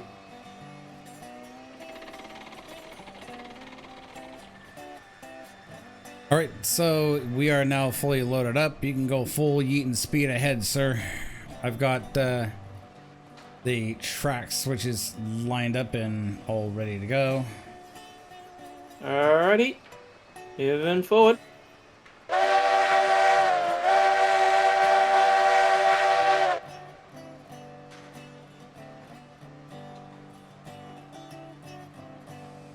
So it's just beams that oil field requires.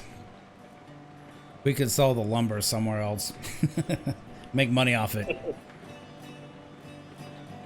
I will have to hop off after this run because of the voting tomorrow. Okay, yeah. It's all good, man. Yeah, because, yeah, I forgot about it, to be honest.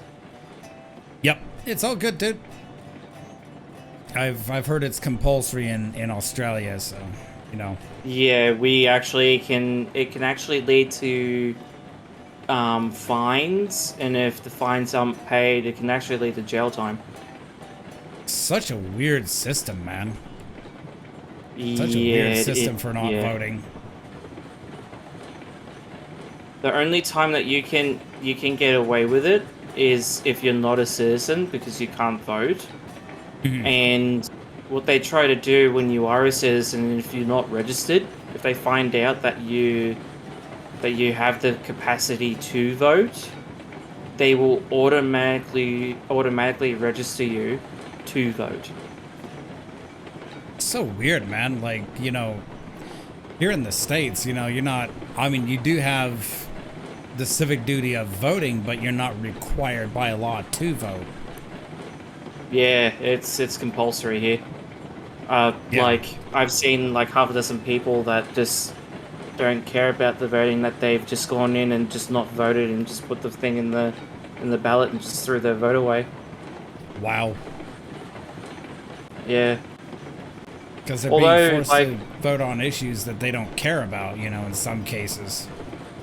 yeah, which is pretty bad to be honest, Yeah. because yeah, that stuff does matter.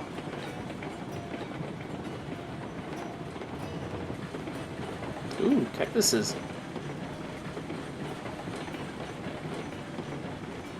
Love cactuses. Especially the sorors like these.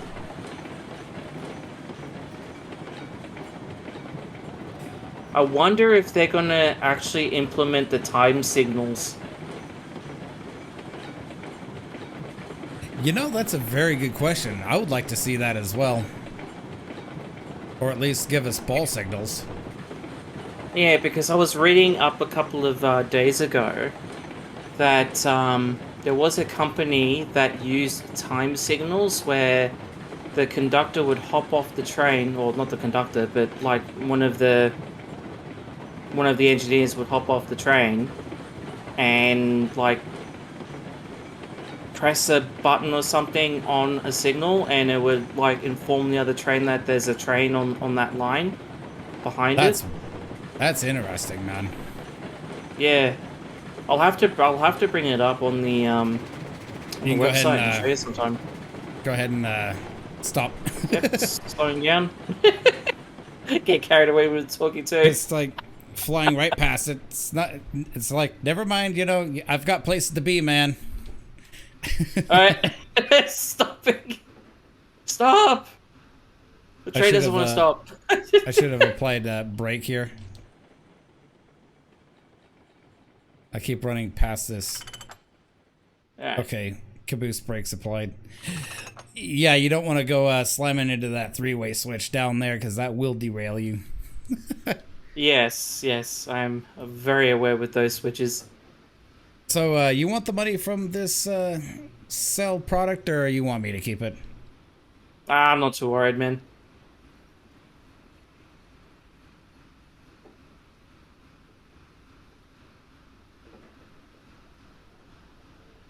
Oh wow, I massively overshot that.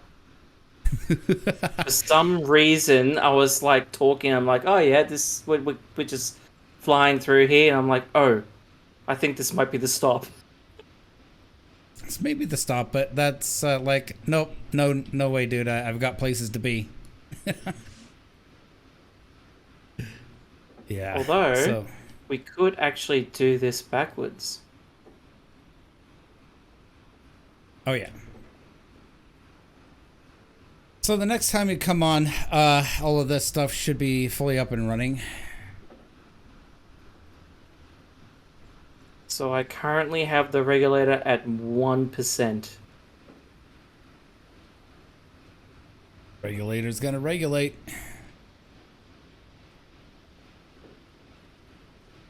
Might slow it down just a tad. Oh, you were going perfect speed there.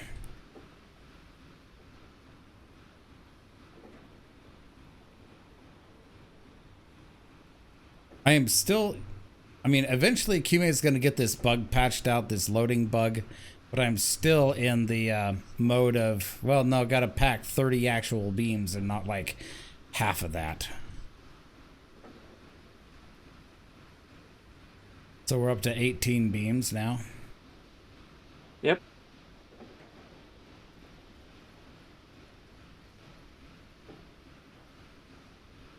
Just slow and steadily coming back. So this'll actually completely top us off. Oh, wait a minute. Just the next car will.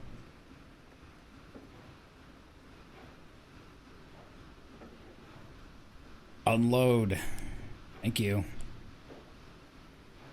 All right, that'll do it. So if you want to go ahead and get off, I'll take care of the rest of this train, man.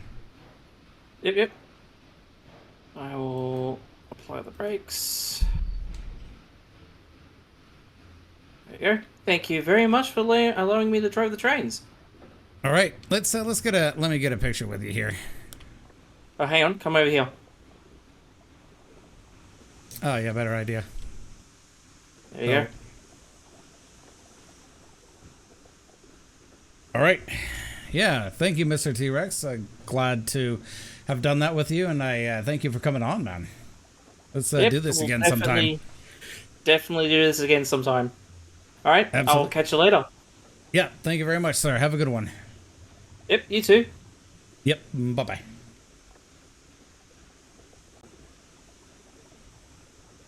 So it was an absolute pleasure playing with him. That was the guy that saved my ass when it came to track laying, because I really sucked back in the day with track laying. And keep in mind, that was with the old splines. So, you know, he was one of the few people out here, him along with Kist Gaming and a couple of other people that really were, you know, very good at track laying. You know, and that said something when it came to the old splines, because that's some hard shit to work with. Absolutely stupid stuff to work with. So thank you once again, Mr. Tea Rexx. So for those of you wanting to know, this will be posted again on YouTube after the stream has ended. So shout out to Mr. Tea Rexx there. So if you guys want to follow him, give him a follow. Just click on his name. It's right there in chat. Greatly appreciate you coming along, buddy. Now I'm just going to go rip this locomotive off the train and turn it. Full yeeting speed ahead.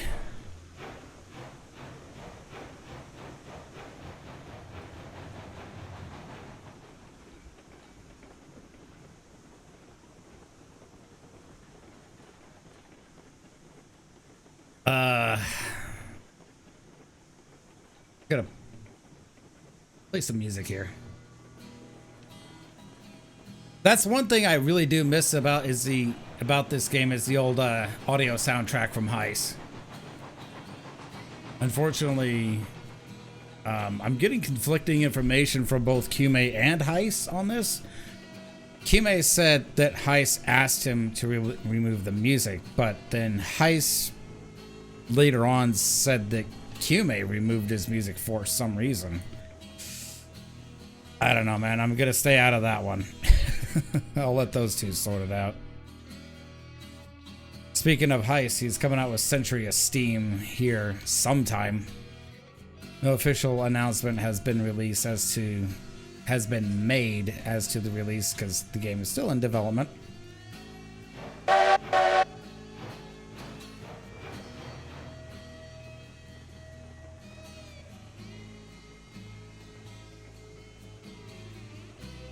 What the? Is there a thing happening right there that's interacting with my locomotive? What the hell? Wish you can get rid of these weeds, man. I mean...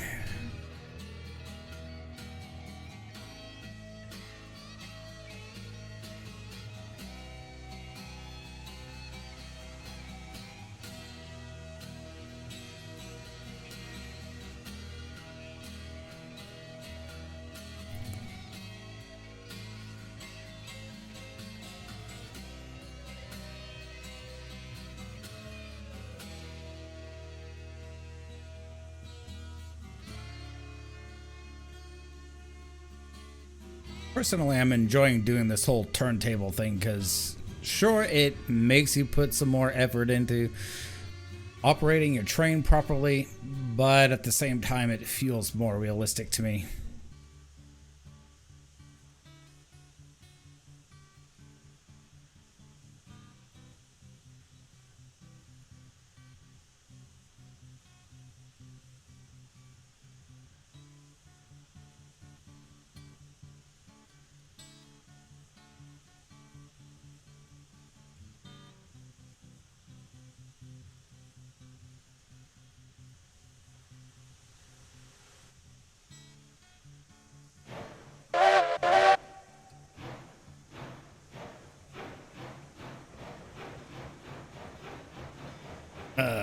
Might have to delete something there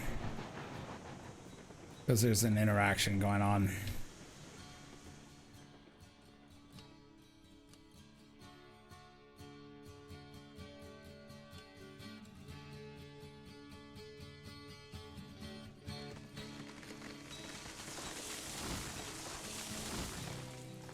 Oh, those rocks are out of the way.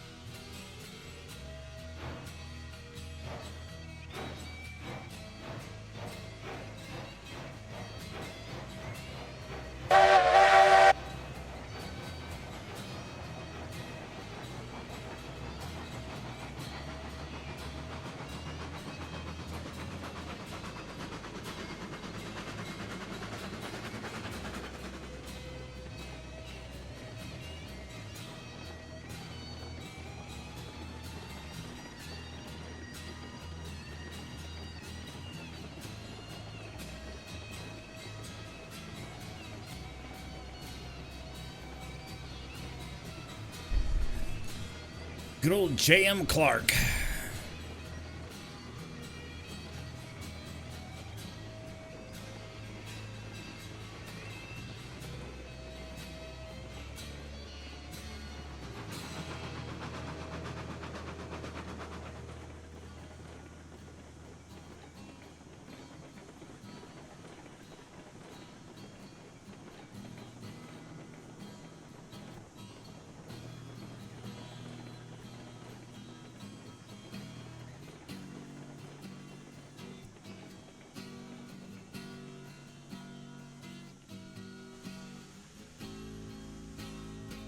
So we're gonna back up, we're gonna hitch up onto our train, we're gonna pull it up to right about where this is right here, and we're gonna detach the caboose and then switch the caboose around essentially. That's the plan.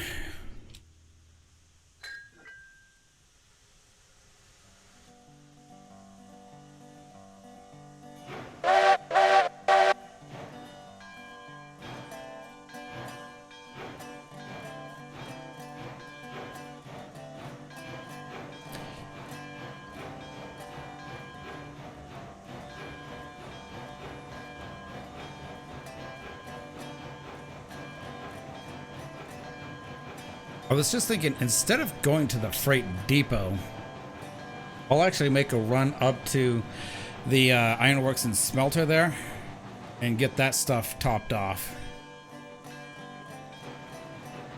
Because I accidentally dumped some, you know, beams in the wrong place last night. And I mean, completely missing the cell area.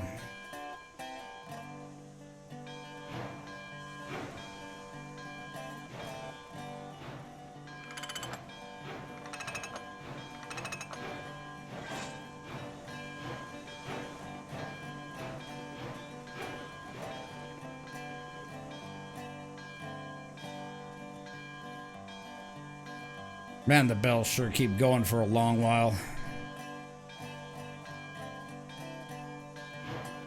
Because of the momentum.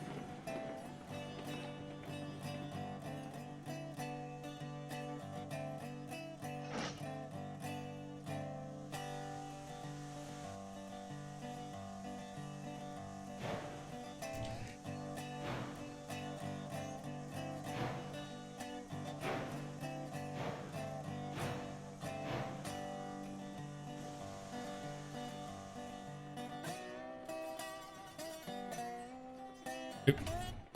Fell off.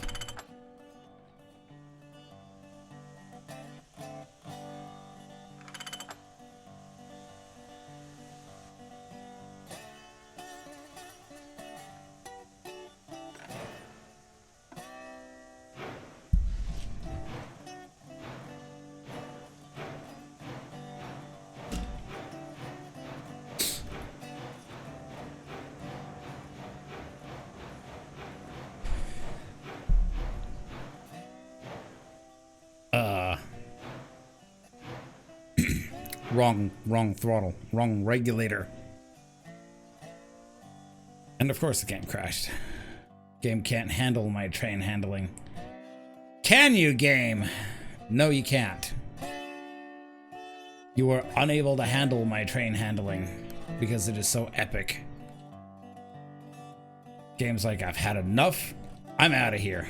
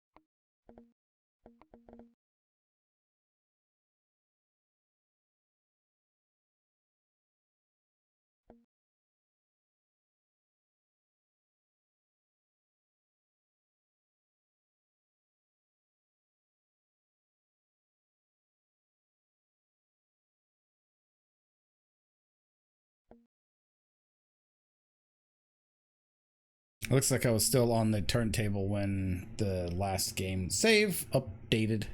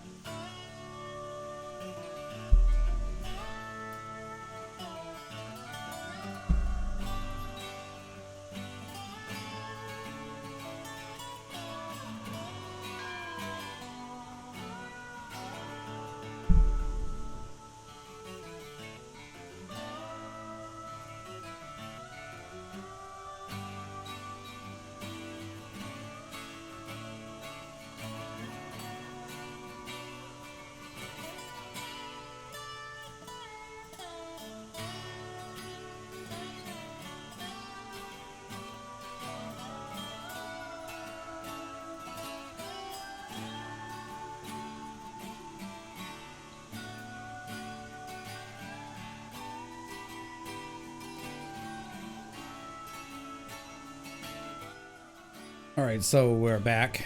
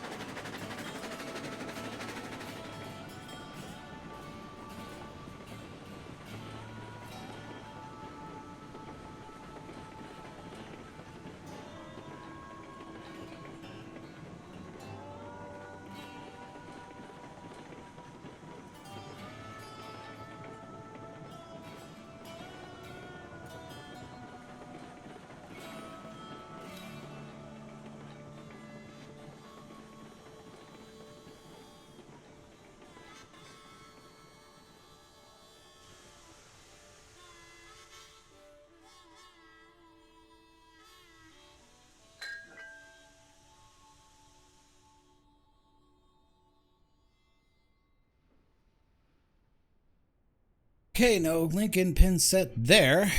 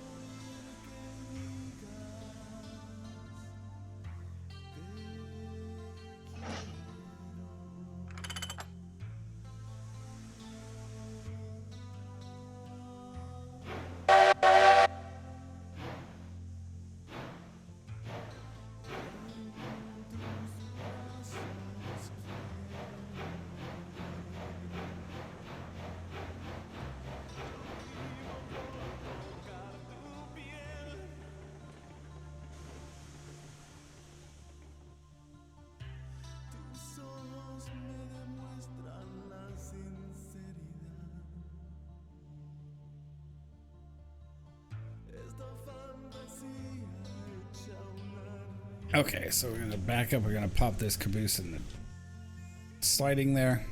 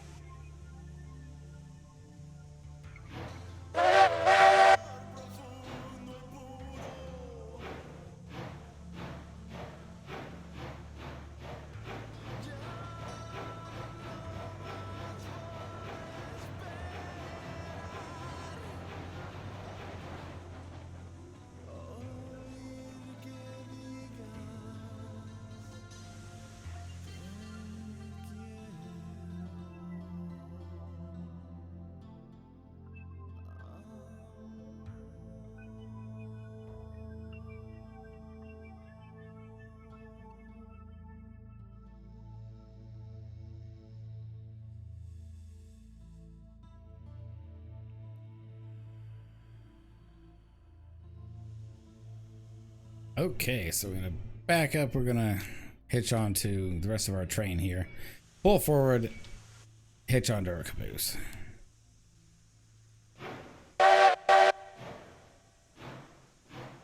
So just as a reminder, if you guys are missing this live here on Twitch, this will be available after the fact as a VOD on YouTube. A slightly better video basis than Twitch to keep things kind of permanently up, if you will.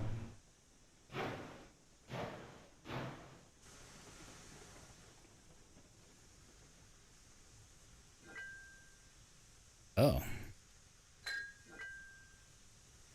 Interesting.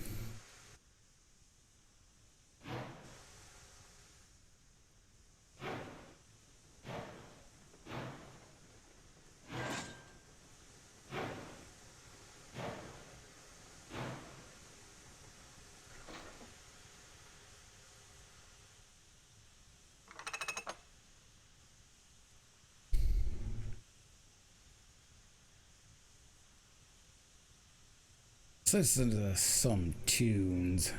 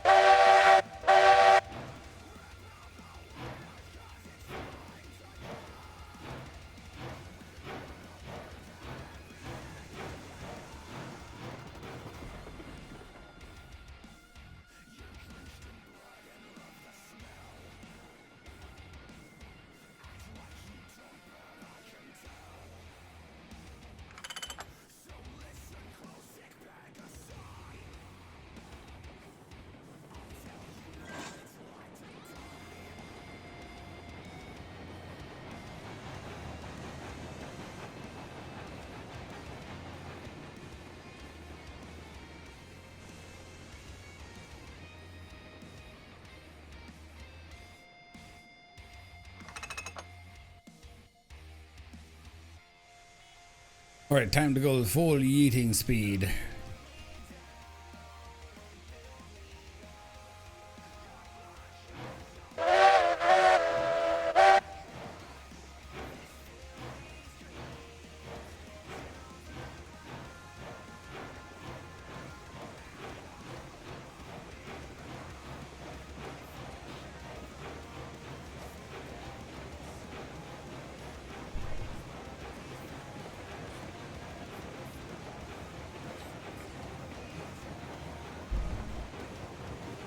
Okay.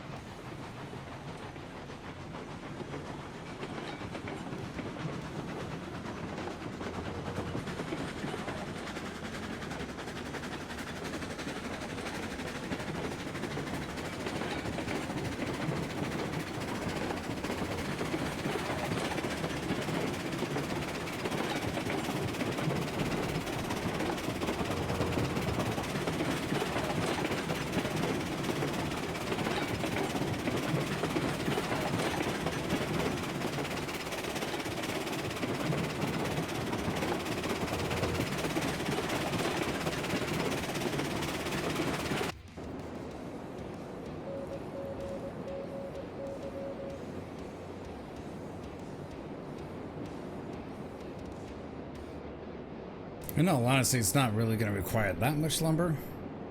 A car. At the most.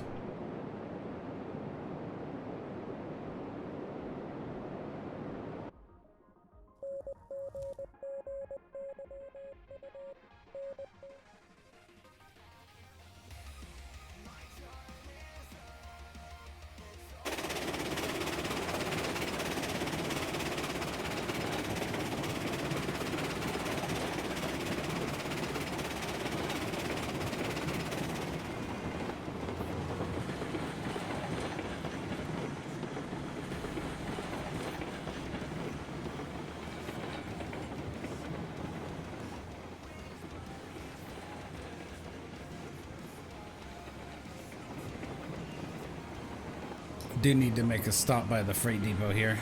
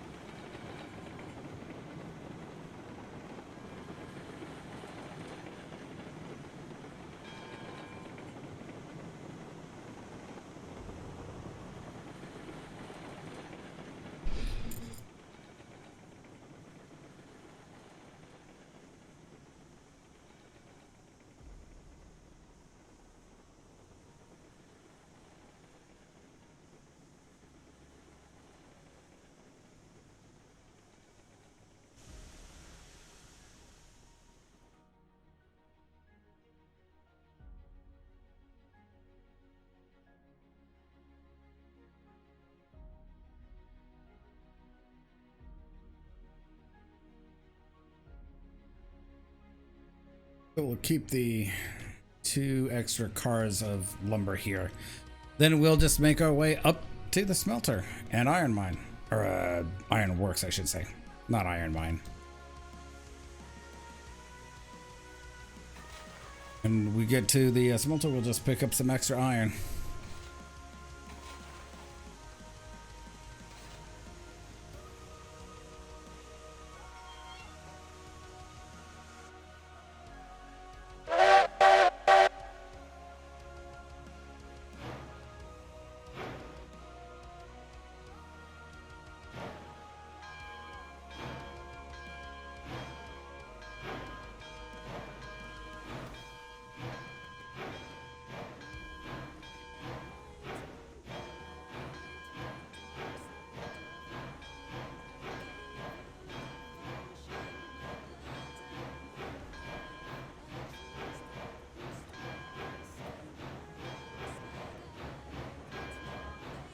So I hope you guys are doing all right, hanging in there, chilling out, enjoying the evening, the morning, the afternoon, whatever time in the world it may be for you. For me, I'm doing pretty good. Just relaxing on the railroad. What can I say?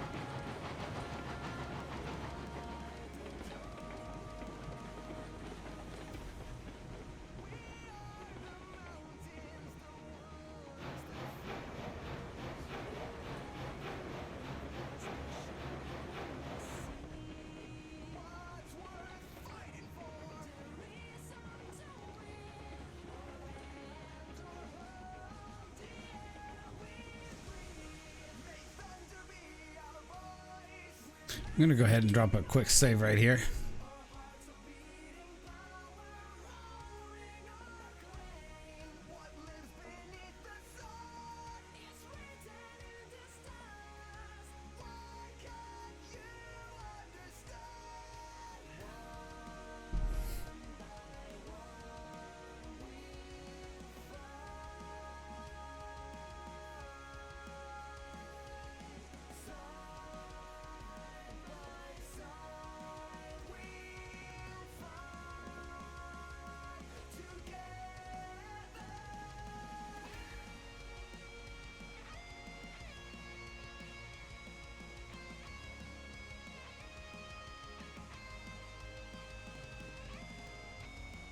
Sorry guys, just doing something real quick.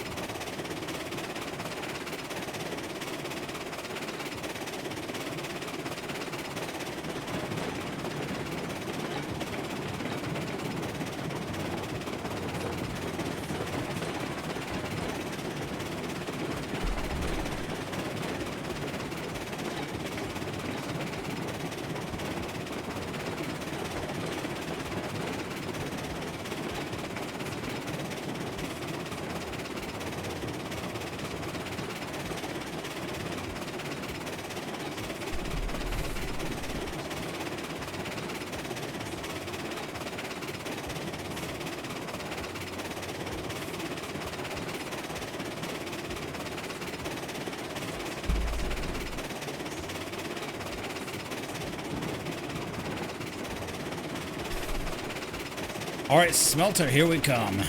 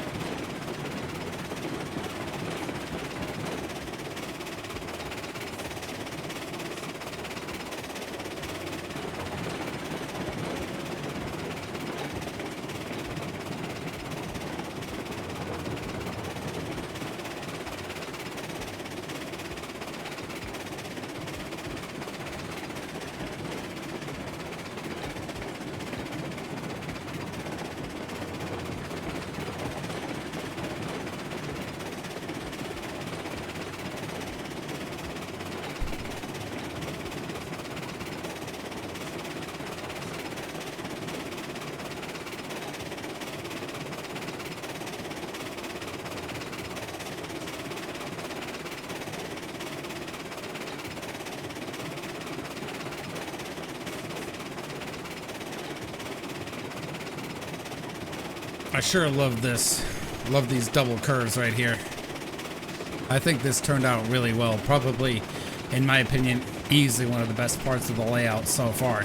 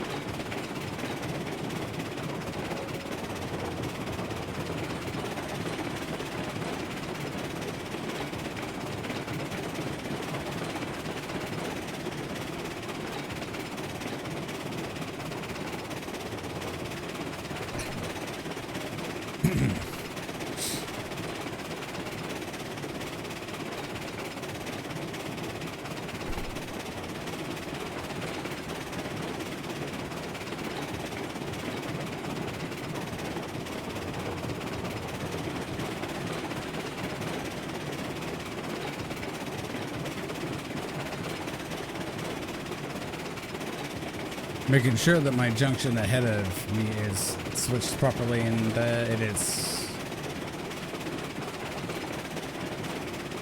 Yep, I'm good all the way into the smelter.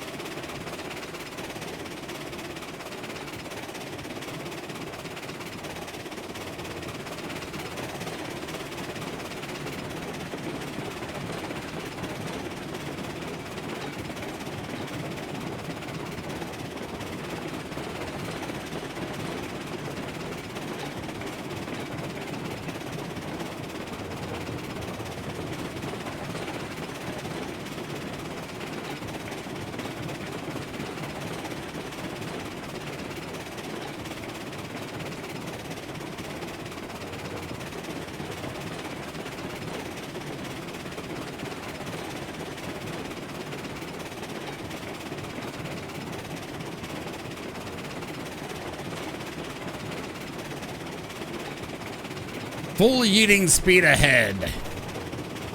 Full yeet all the way into the smelter.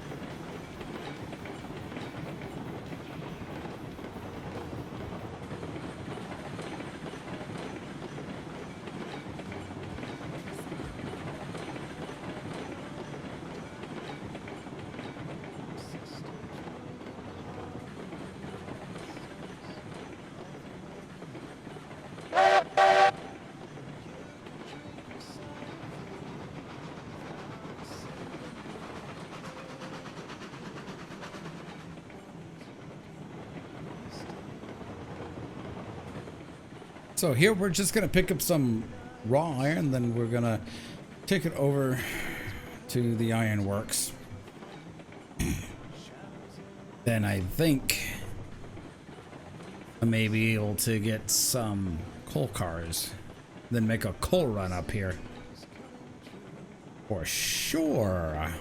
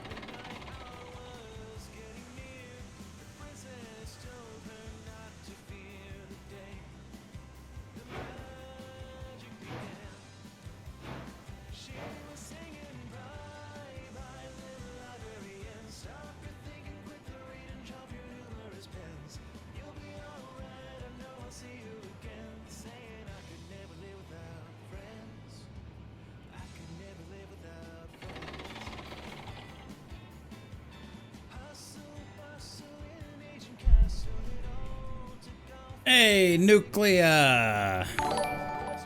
With the invasion. Raiding with a party of 7. Welcome, everybody from Nuclear's chat. My name is Lightwolf, as many of you know from his stream. So, Nuclear, thank you for the raid, sir. I hope the rest of your stream went well.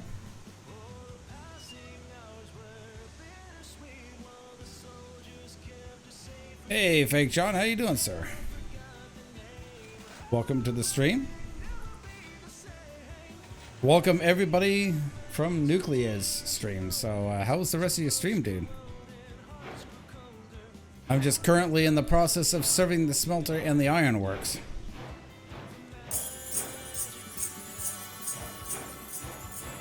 Thank you, Nuclear, for the follow, sir.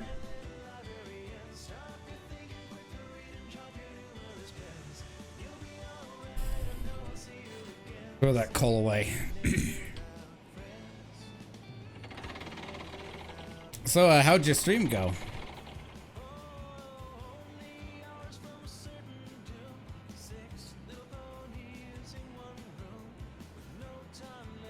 $980 oil in stock. Woo. I have 750 coal in stock at coal mine.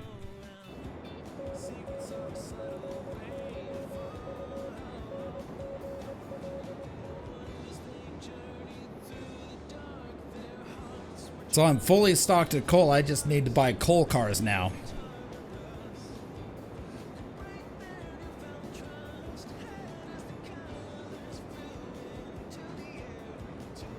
And I'm just starting to get oil field going. It's all connected now.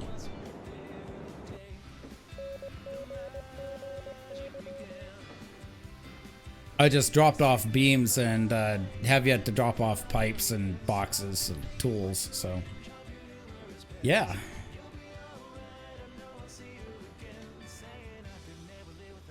It's good that you have so much oil in the thing there, so gotta make dinner. All right, man, I'll be right here. Go back to smelter. But yeah, thank you for the raid once again, Nuclei. I appreciate it.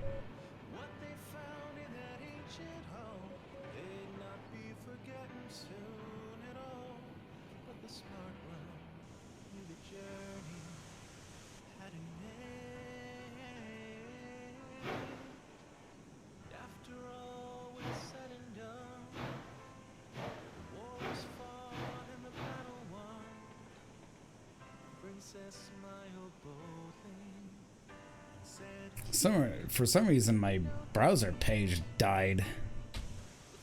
I think Nuclear killed my counter too. Oh well, it's all good, man. Ah, there it goes. It refreshed.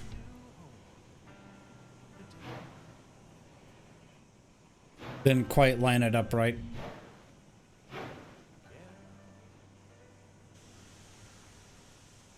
I think I need to put a stick right here, and that will help me line it up correctly. There we go. Right there. It's a good spot. See, I found a good use for these rail flanges right here.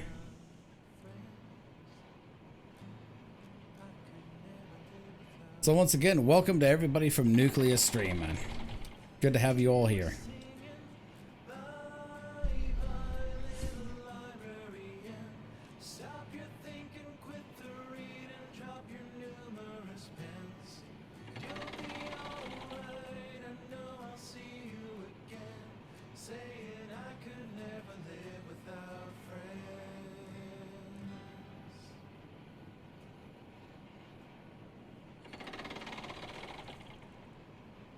By the way, T-Rex, if you're still in chat, I'm about to show you the next best and biggest sky bridge you've ever seen.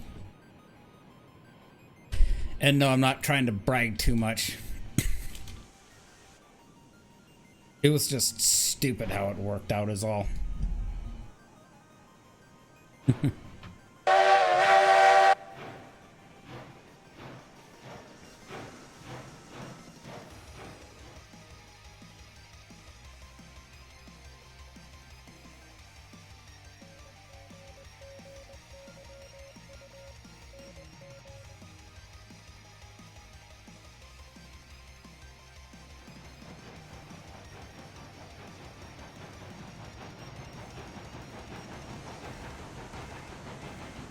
Running around like a fool. Oh, good, you're still there. Yeah, wait till you see this shit.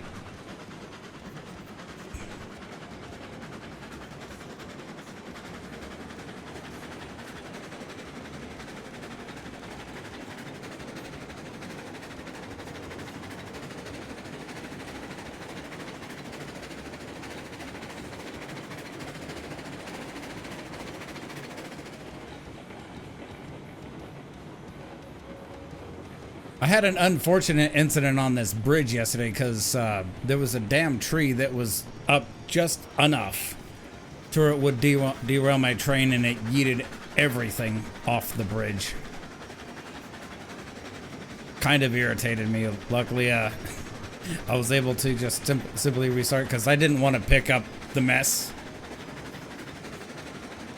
I had to set down that groundwork down there.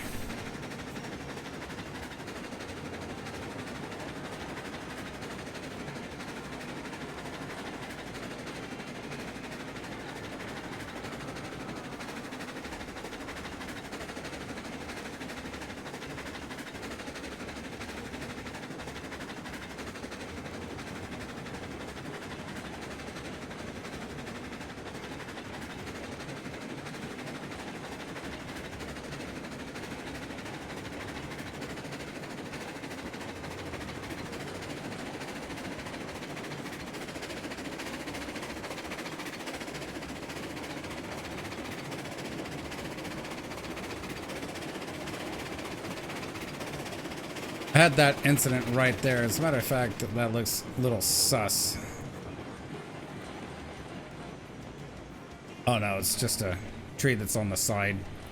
I probably should delete this tree right here because it makes me think that there's something in the middle of the track.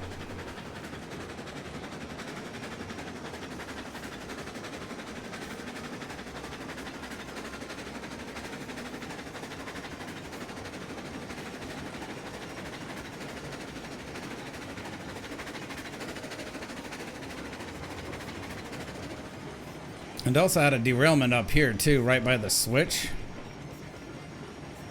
Because there was a rock that was just barely above the rail ties that I didn't see until the train hit it.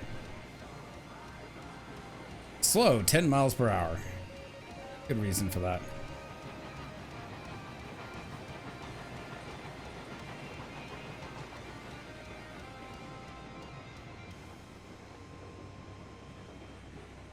So what'd you guys think of that little sky bridge back there?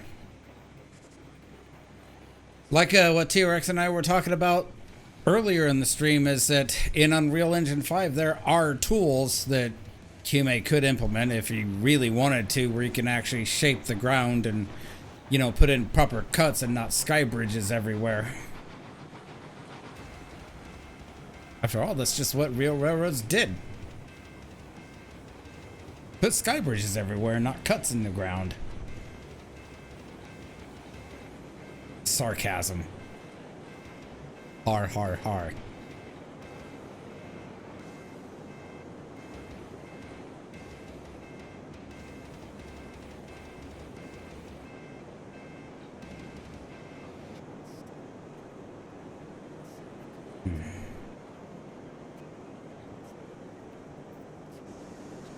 This is realistic. Unloading.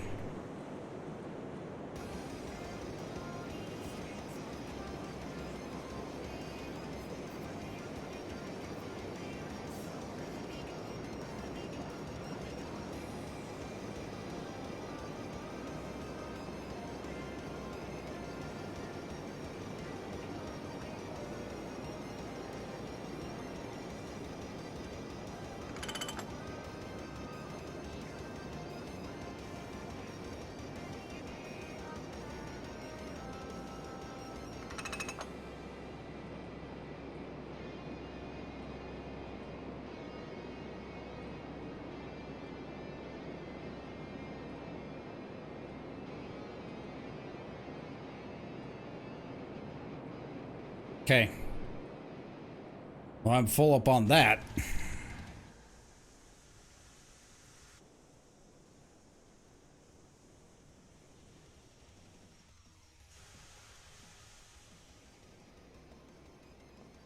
Save game.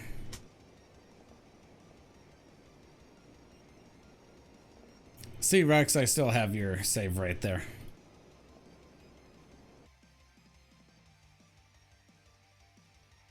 And I do believe the game has crashed. Fuck off, game. Excuse my language, but fuck off. Literally crashed on opening the save. It's great. Stability there.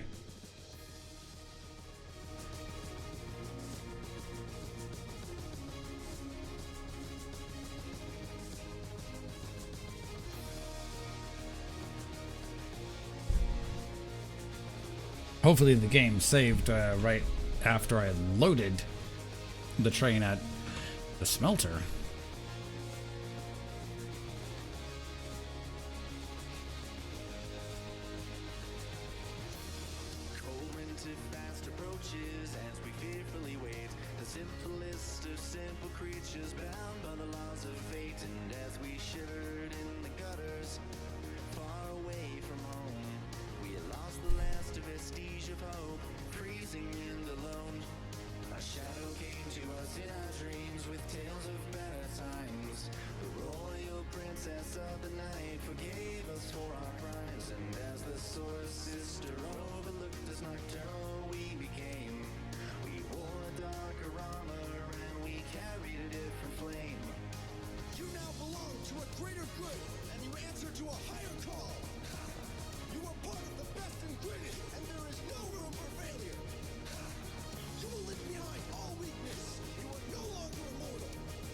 Ah. Okay. Good. The game actually saved.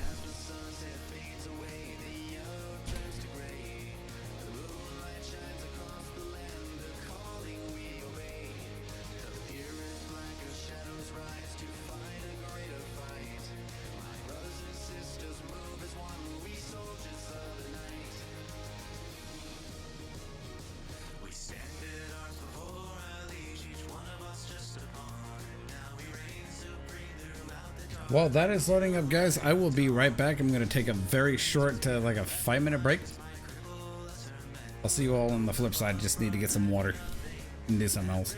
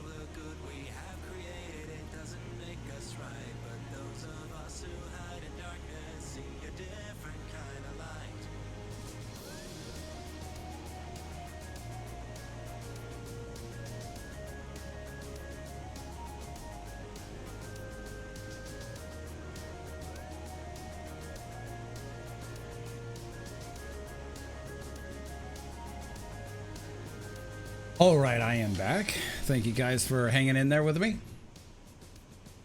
Once again, good to have you all here.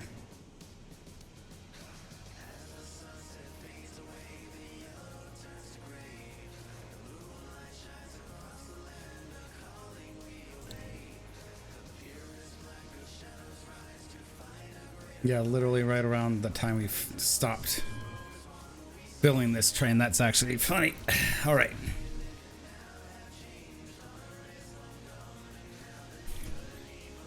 Should we try this again?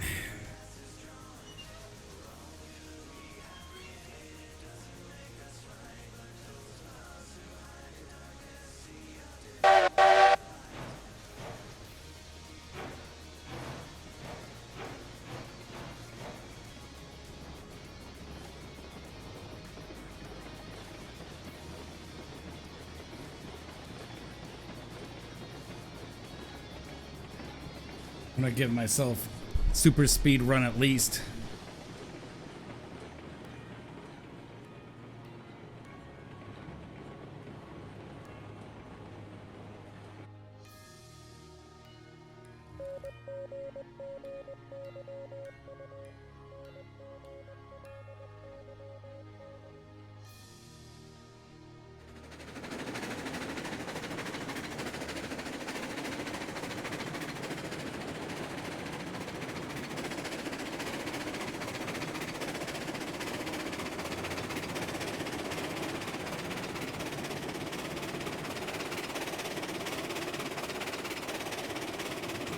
Full eating speed.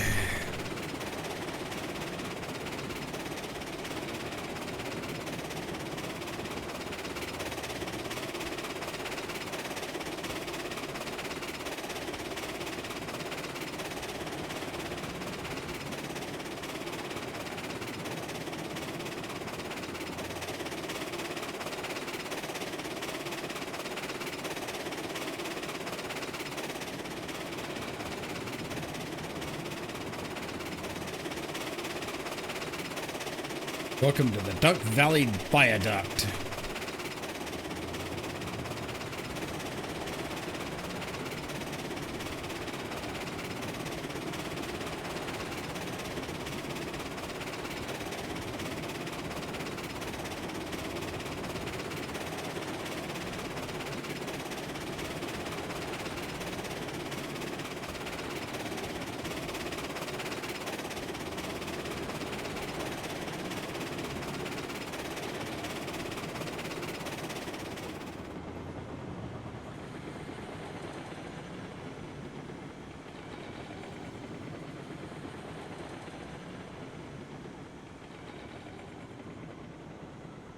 It's a rockin' and a rollin' and a hoggin'.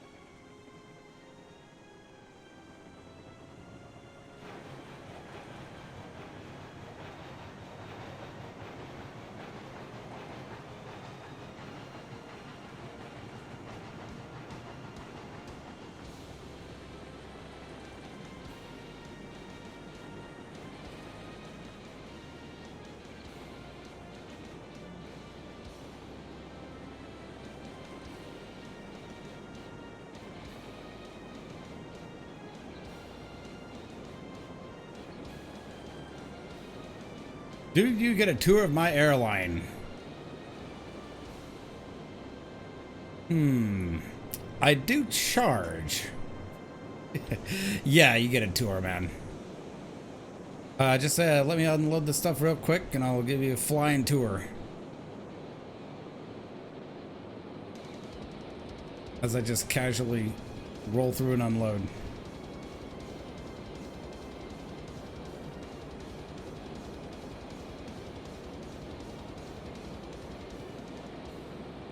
Wonder why that didn't unload.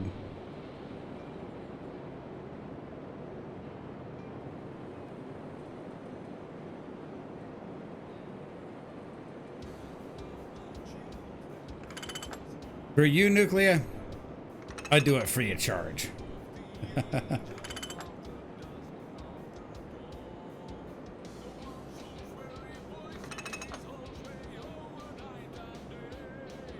Once I unload this final car right here, I will give you a flying tour.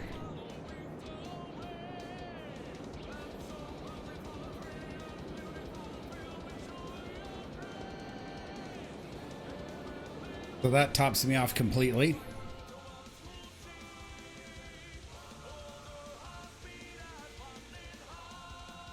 I'll try to save the game this time. Hopefully it doesn't crash.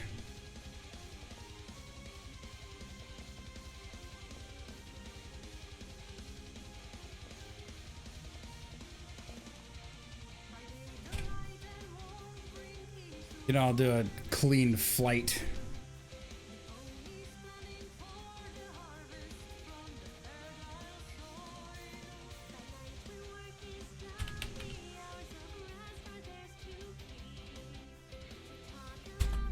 Oh, that's right. I don't have to do exit flight. This right here, this is my ironworks. I've just been working on filling this up. Need to get coal up here. Now that I actually have coal available, I just need to get coal cars.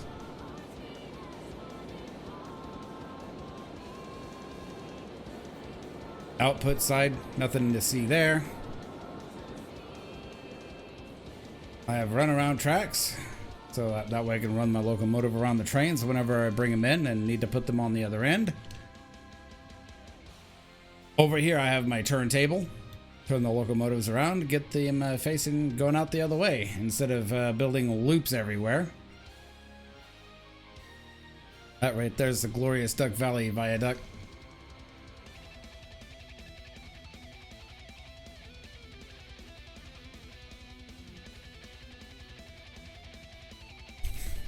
So yes, Nuclei, I happen to place my smelter right not far where you actually ended up placing yours. Over here is the smelter logging camp. It's basically meant to serve the smelter. Nice plate plat, I like that. And there's my cordwood train all stocked and loaded, ready to go. Just gotta go over to the smelter and drop the cordwood in. Got a little turntable right there. Short hop away, smelter itself.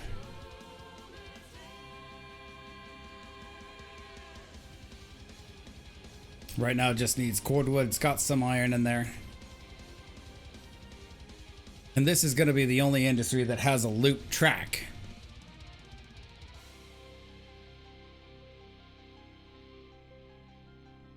So the grade coming up to the smelter and to the ironworks, this is about 3% right here, all on this bridge. From about the bottom of the valley all the way up to the top right here. About 3%. Not a bad, horrible grade light, not like some people might have had you believe. And the curves aren't bad either. They're nice and smooth, you know, 80, 100 meter, 120 meter curves.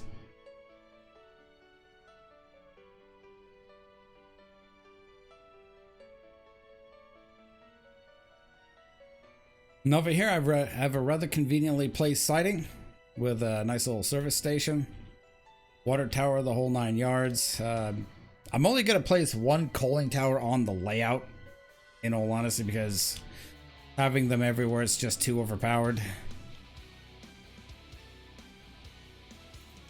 So I was going to set up the original coal industry up over here where these trees are.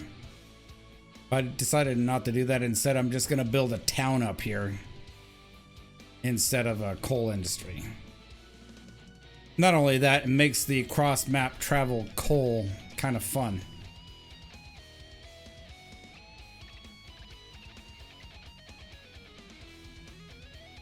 Yeah, 4 fully loaded with coal. 4. Oh, that's right, you do. So you come down here, you come down through this valley, through this magnificent double loop, which is also 3% up and down.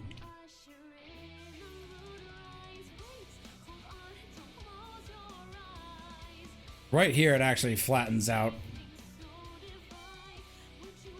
because you literally can't build through the ground the way Kime has it set up.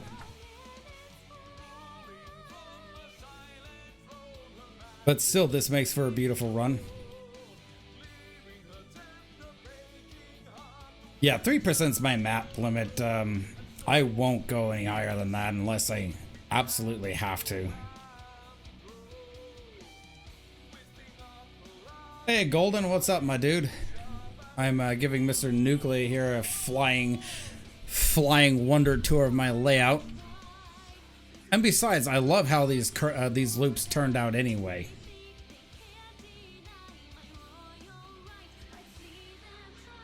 And nucleus is 2%, so fair enough.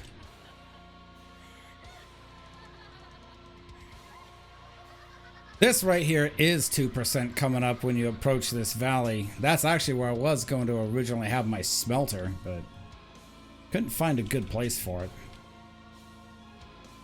So this actually comes up off the desert line going to the iron mine. So this is the route, Nuclea, that Bihorv was mentioning to you about the other night, where it required a pusher locomotive to help him up with 10 cars of loaded iron.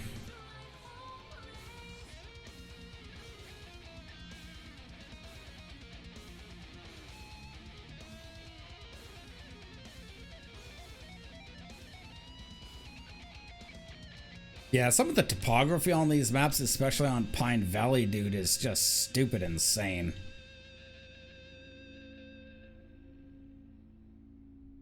So here's the beautiful Y. That way it connects to the main line over here, to the depot and the sawmill going to coal mine. This over here connects to the iron mine. All this track actually up here was not built by me. It was built by my buddy Dan. So big shout out to him. He built this fantastic little yard and all this stuff right here.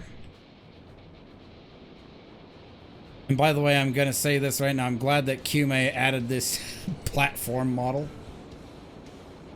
Otherwise, it was ridiculous seeing half floating buildings.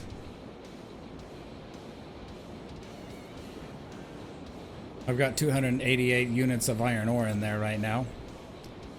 Train just sitting happily empty. Got a Tweezy and my only Ruby Basin up here. Technically, this is the only locomotive I actually own. The rest are bought by other people. And there's Bihorv's locomotive. By the way, if you're watching this, get a dynamo.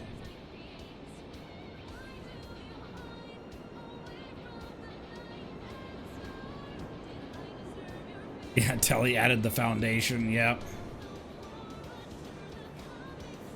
I think I'll actually cheat and take the shortcut. By the way, there's a turntable right there too. Same thing. Pull your locomotive off, turn the locomotive, run around the train, put it on the other end. So that's the main goal for this particular layout, is to simply just avoid loops as much as possible and wherever as possible.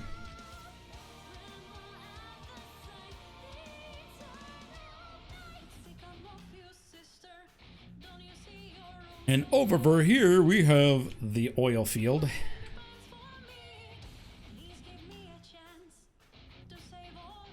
Again, same setup, little yard, turn your locomotive around, run around the other train.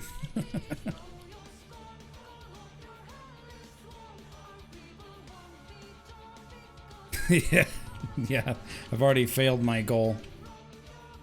I made it, I should just say, I should just excuse and say, I made it the exception. That's it, not the rule. So, I'm just waiting to get coal into the ironworks, and yeah, I'll be able to start running steel pipes and boxes down here. And this will finally get going.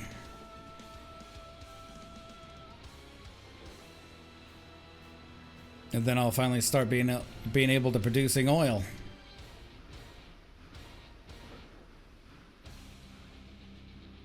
I like how this little yard turned out, though. It turned out weird, but it turned out kind of cool. Time.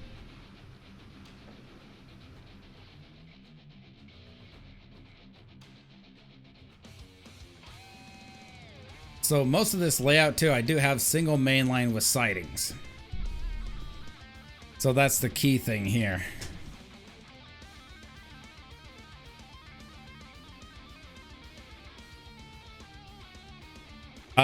Did I? No, I did not. I actually don't. I don't even have oil cars. I simply just used the cross tracks. Why are you dying, browser.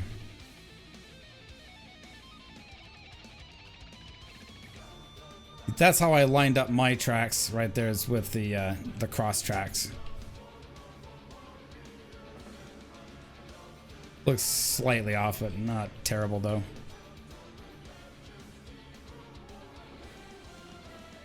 I mean, is the model still actually off?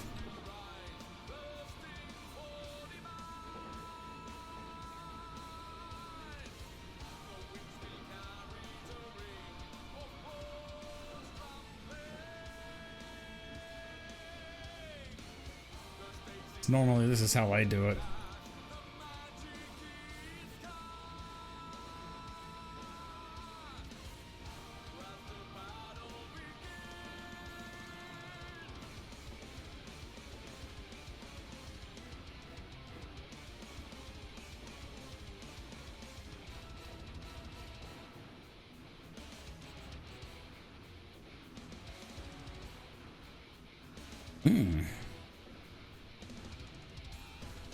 Okay. Slightly off alignment.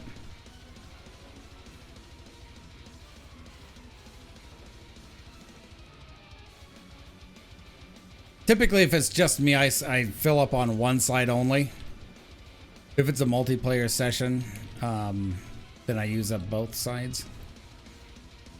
Yeah, I might have to fix this track. But it doesn't look too bad.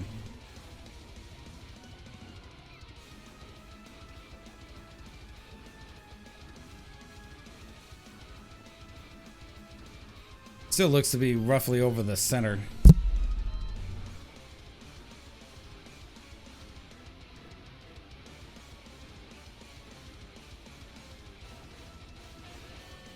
Distance from the concrete is different on both sides. Okay.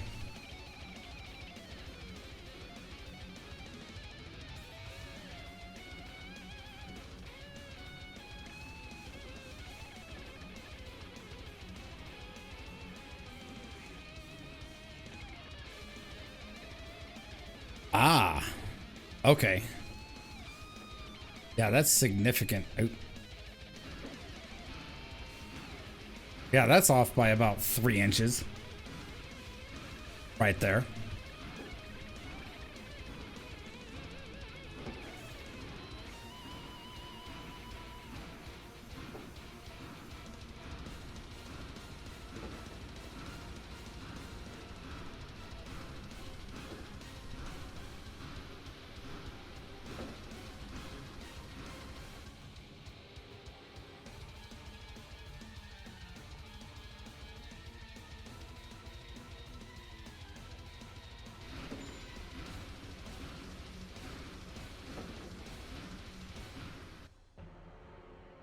I wish you can bulk buy cars, man, because that's kind of ridiculous that you can't.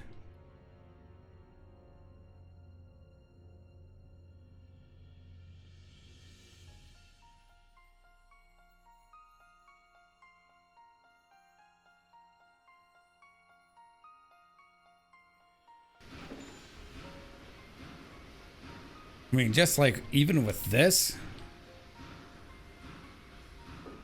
you can clearly see that it's not lined up right.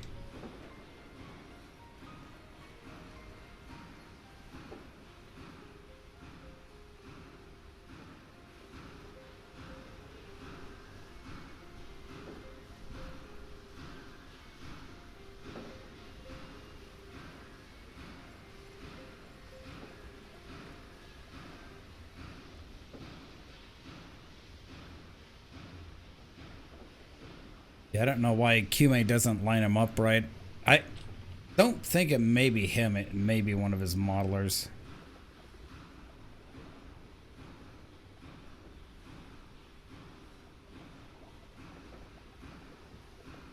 Yeah, see, even that's different.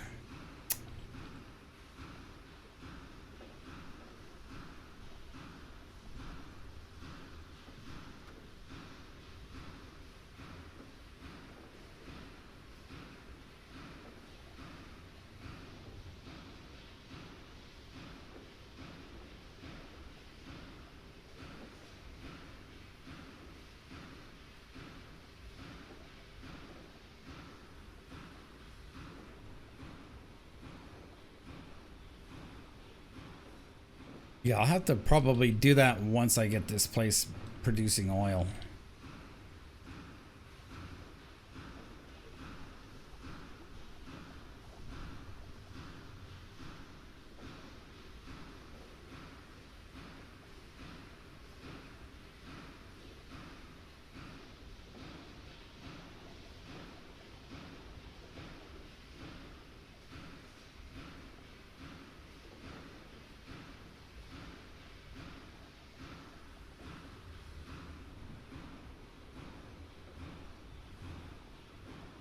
Yeah, that looks a lot better. It doesn't look like there's any space between that and the groundwork.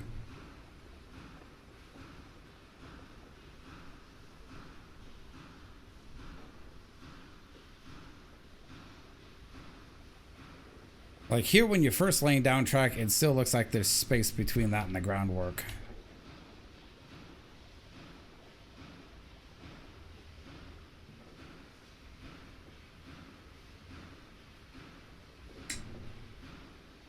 Trying to think of the other place. I think it might be Ironworks that has the platforms misaligned too. I remember that one.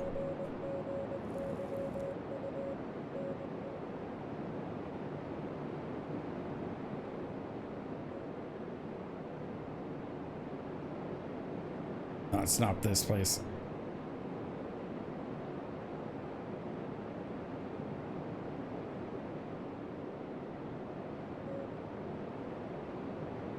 Yeah, it was this place right here when you can see the misalignment between the two loading platforms. Even the track here looks off, but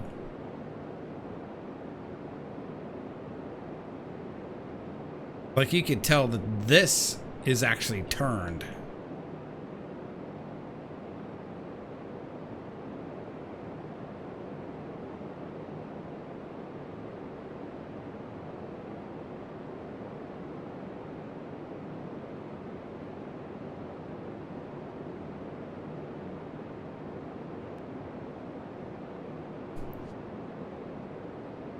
Put telegraph offices everywhere, man.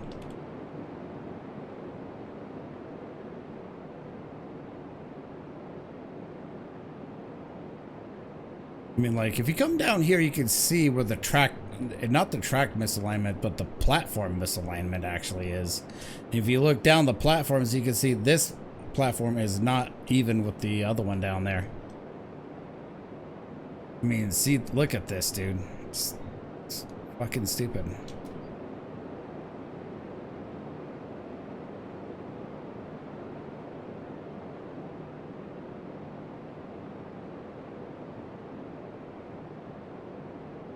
Because I absolutely have to line this up in such a way that accommodates that, and you're going to have a weird jagged curve between the on the track between the two platforms.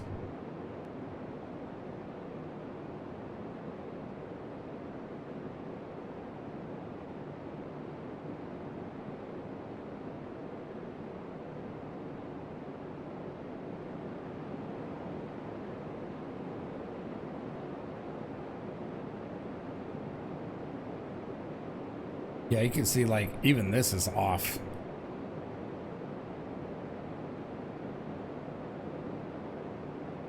Chime, why you do this to me?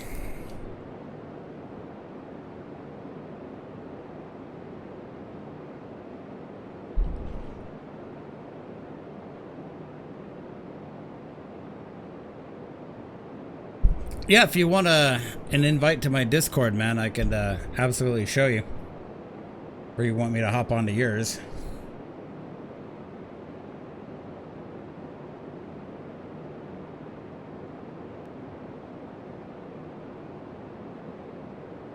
And I'll give you my my passwords and stuff.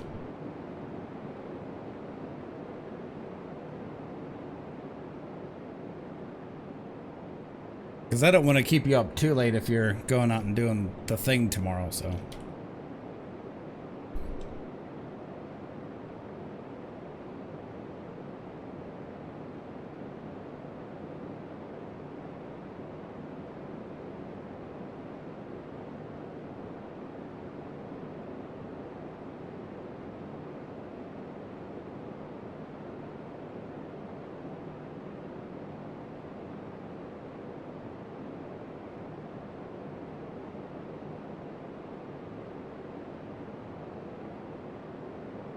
Oh, okay. Yeah.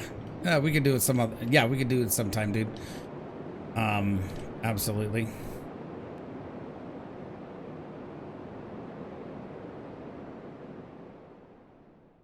Sometime soonish. So anyway, I guess we shall continue the flight to Neverland.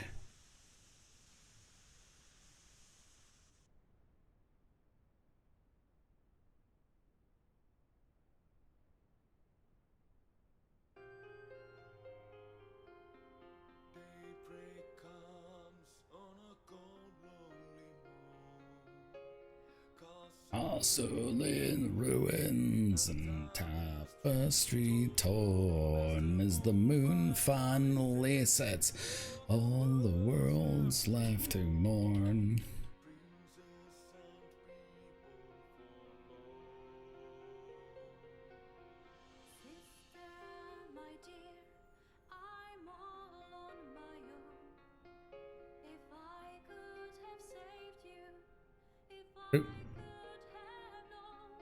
So as you can see, spawn tracks and oh,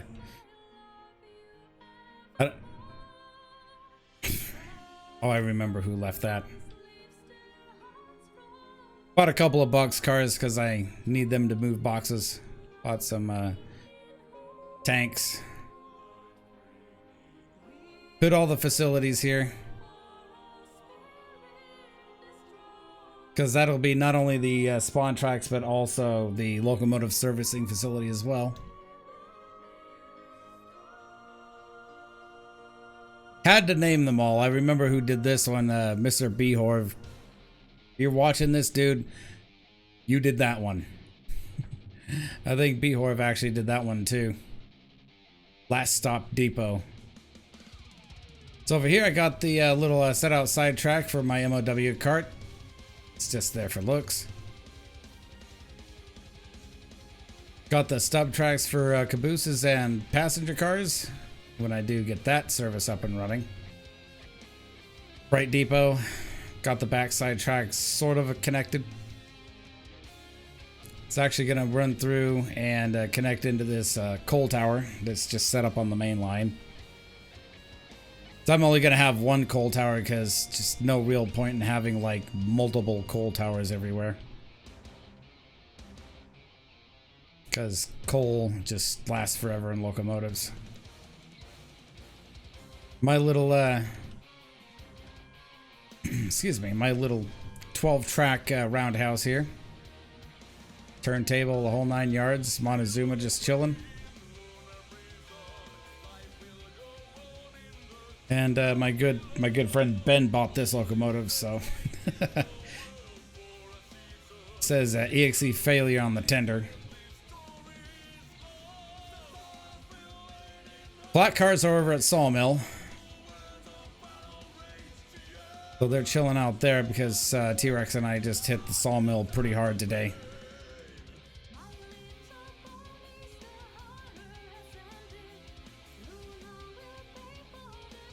Sawmill sighting.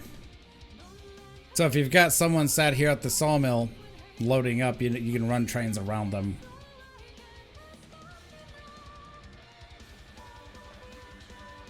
Hello?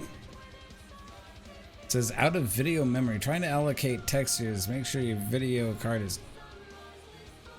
Nothing wrong with the fucking video card, you dummy.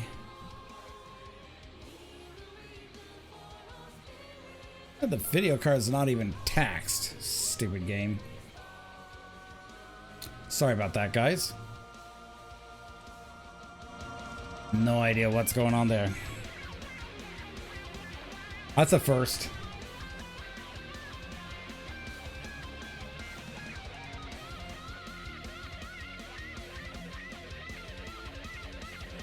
Yeah, let me know when you want to help me rework some track around the platforms there, Nuclear, and we'll get together and do it.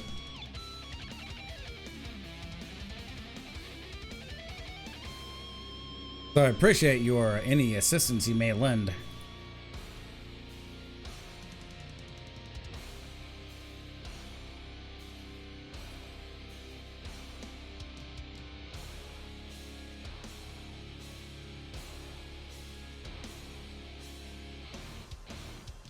I just wish that the platforms actually came with pre-laid track.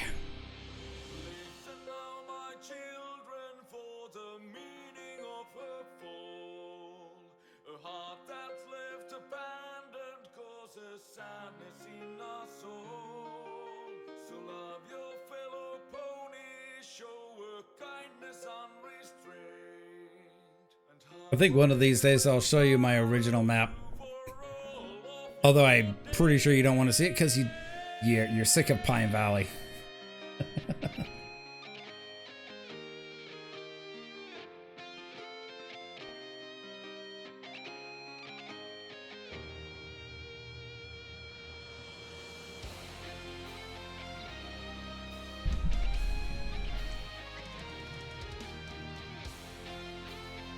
Anyway, I was gonna try to show you where the coal mine was too in the... Alright, well, thank you very much, Nuclear, for the raid, sir. I greatly appreciate that.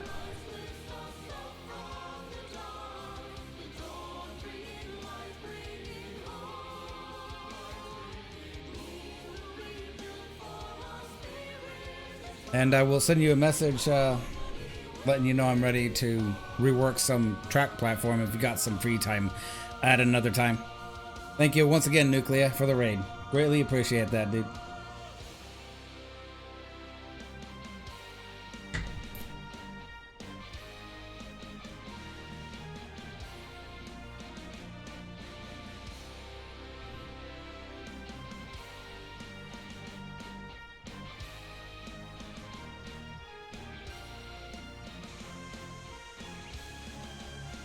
I think for the minute I'm just gonna run trains.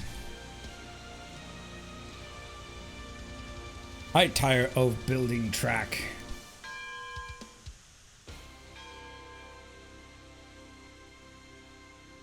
It was such a weird thing, you know what? I just got a message saying you're out of video memory card space. Like, what the fuck are you on, computer? I mean, this game, to its credit, doesn't actually use up 11 gigabytes of video memory. So something spiked it, I think.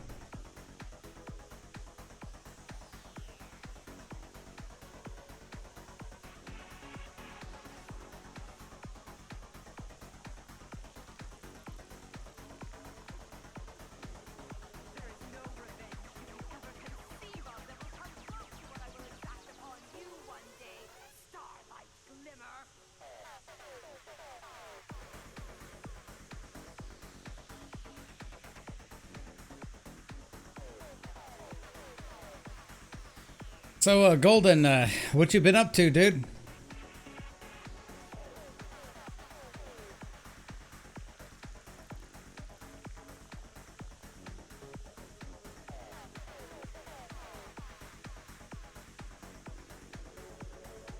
Who's in chat? Show yourselves.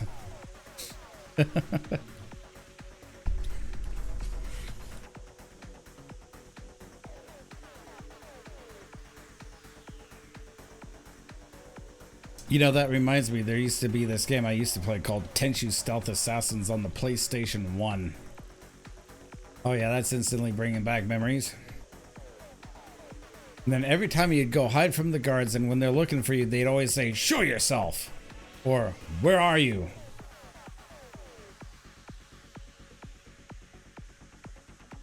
If you don't know what it is, it's on YouTube. Videos of it.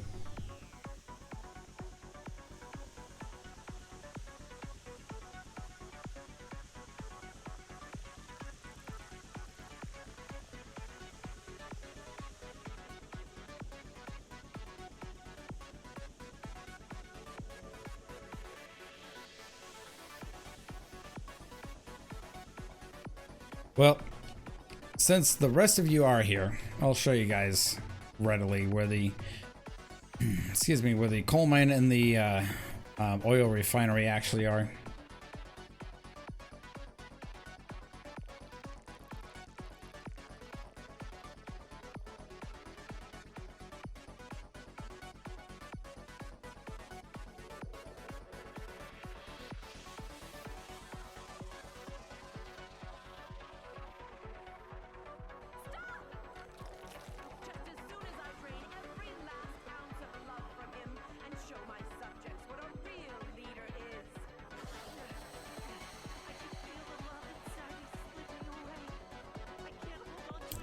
So over here, this is my coal mine.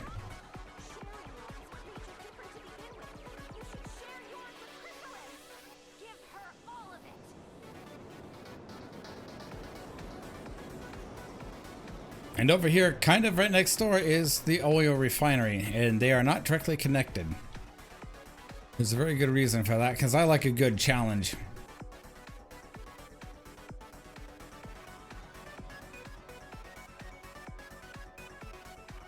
So to get to or from oil refinery to the coal mine, you just simply go up this path, go up this 2 to 3% grade, come up through this magnificent loop right here.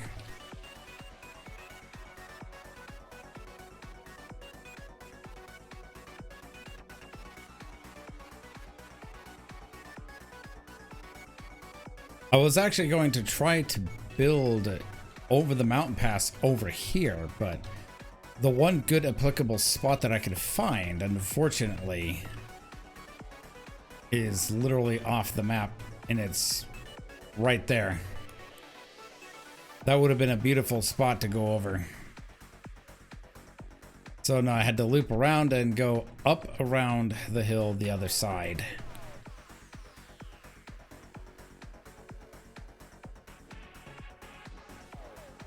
This still turned out actually to be a nice ride.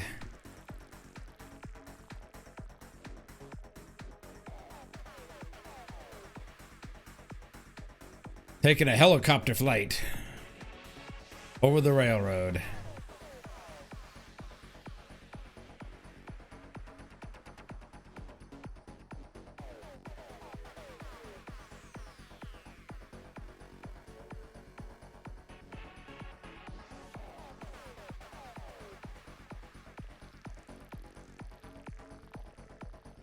And then you come back around here, cross this bridge, then that way just simply goes off to the coal mine over there.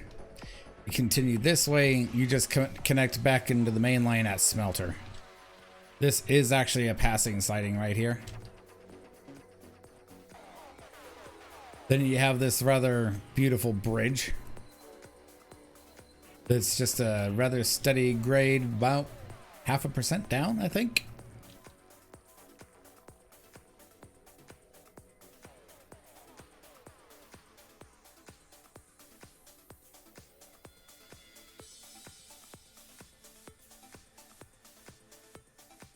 So the funny thing is, you know, you come into the sawmill from this viaduct here, you see slow 15 miles per hour. But you come from the sawmill going over the viaduct going the other way, it just simply says full yeeting speed. Har har. Meaning you can shove the Johnson bar all the way over in the corner, stick all the way out, not a problem.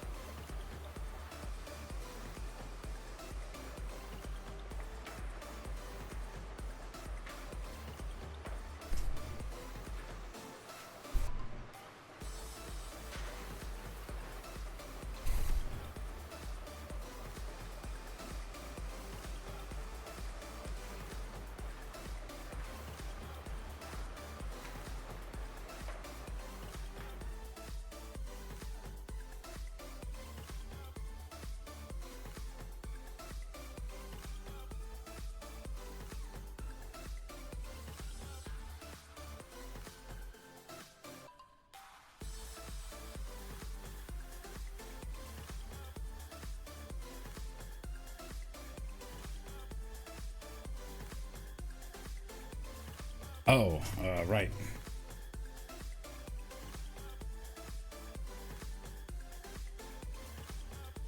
So I hate to do this. I'm going to forward myself some money here. Give myself a nice little increased loan of about $5,000. There.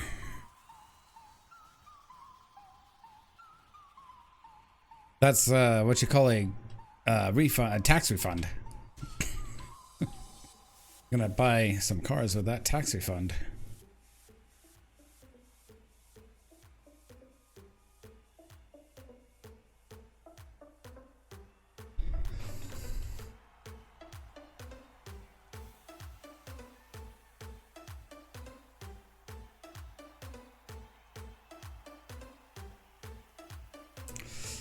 I went past it.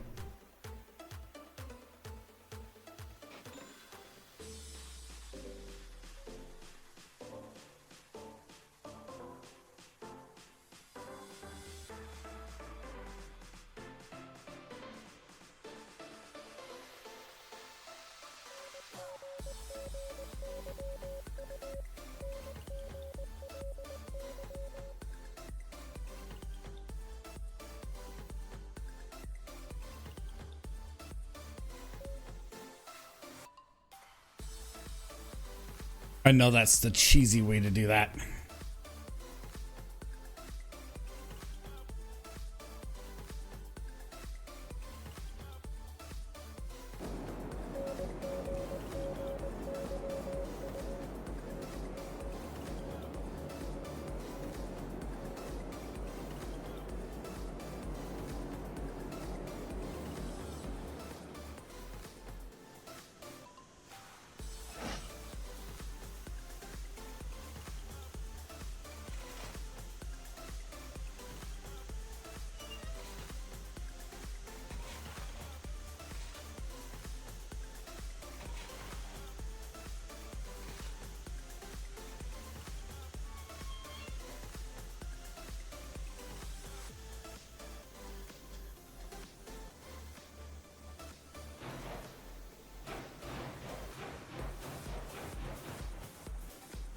By the way, for those of you not in my Discord, for those of you new, this is my Discord.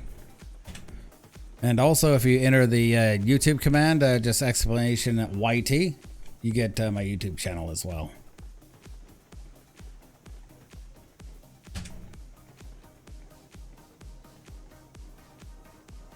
Feel free to follow those links, and they will take you to your destination. Here on Celestial Railroad. Ooh, felt that little bit of lag.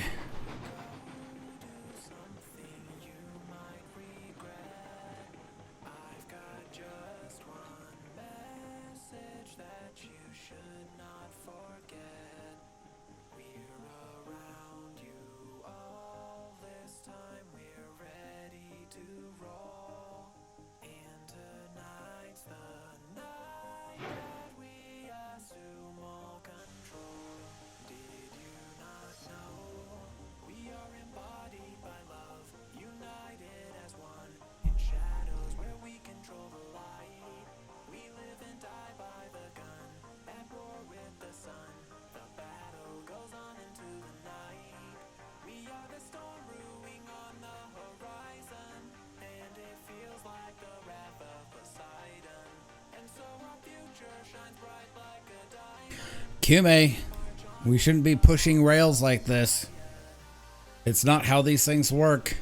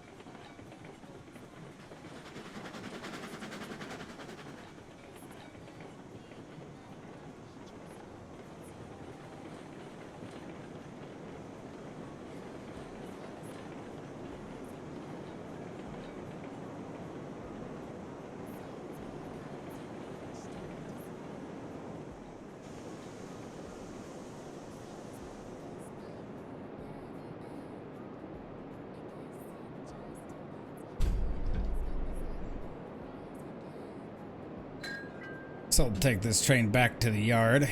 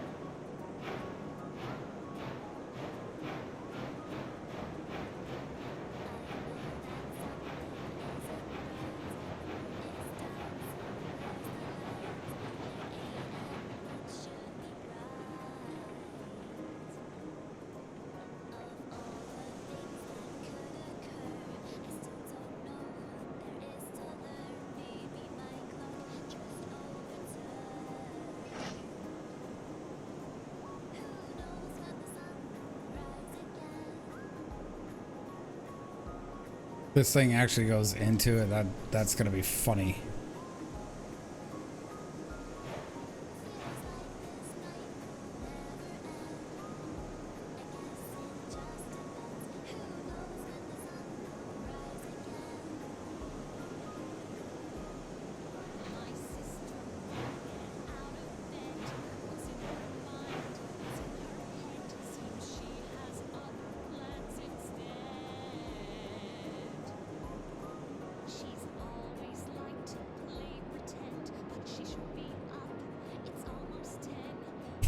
And if not, what then?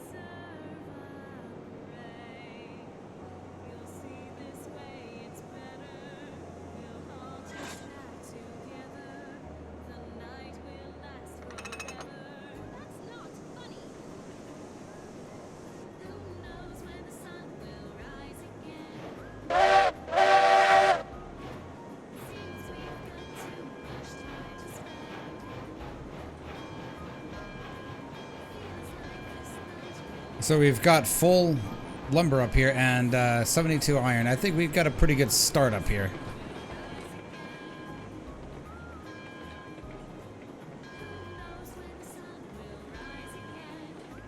So after this run, I think I'm gonna return the train to the yard, then buy up a bunch of hopper cars for coal.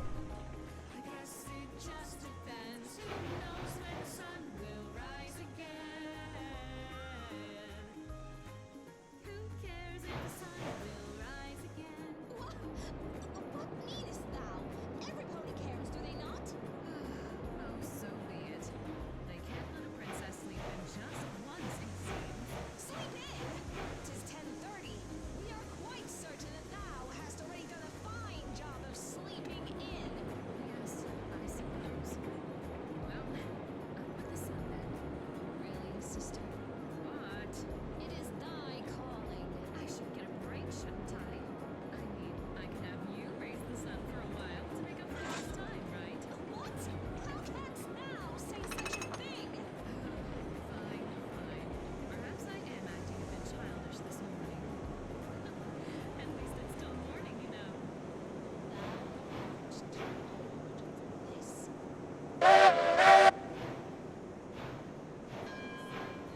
right, heading out.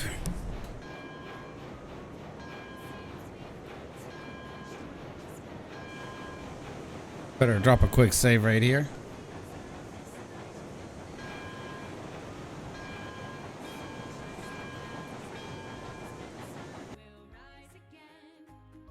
Are you fucking kidding me? Why does the game actually legitimately crash on a save?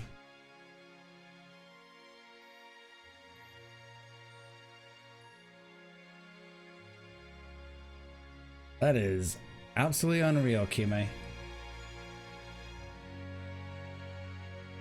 If it crashes one more time, I'm probably just gonna shut it down.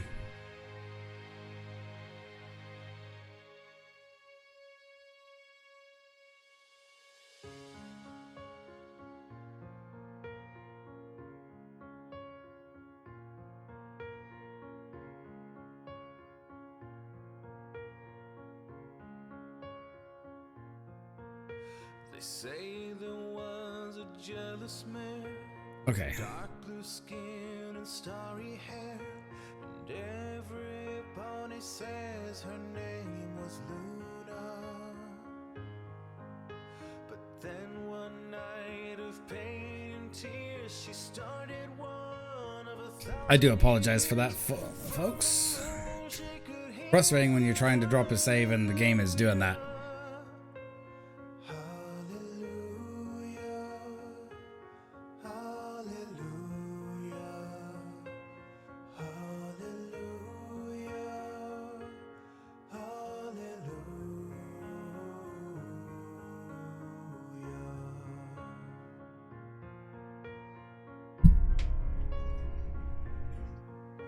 Some will tell you otherwise, but there's another one who cries the words.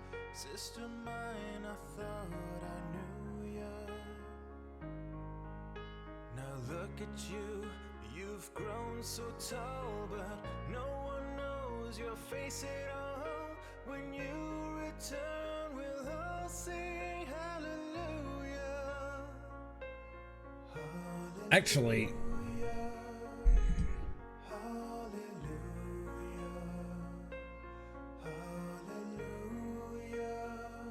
yeah, let's try to get the game going again.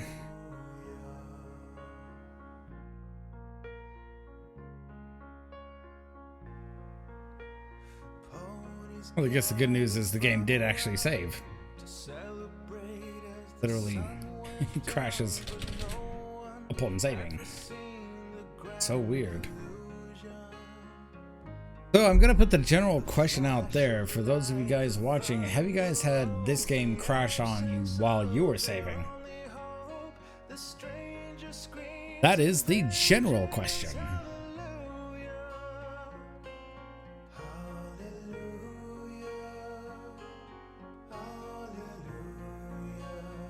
Questions on the postcard.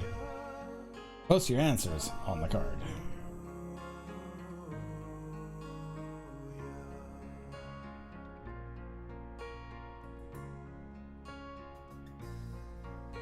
Oblivious and out of sight, the real hero of the night was lost inside her very own conclusion. Then behind the nightmare's call, she heard the voices down the hall, and when she did, it felt like hallelujah.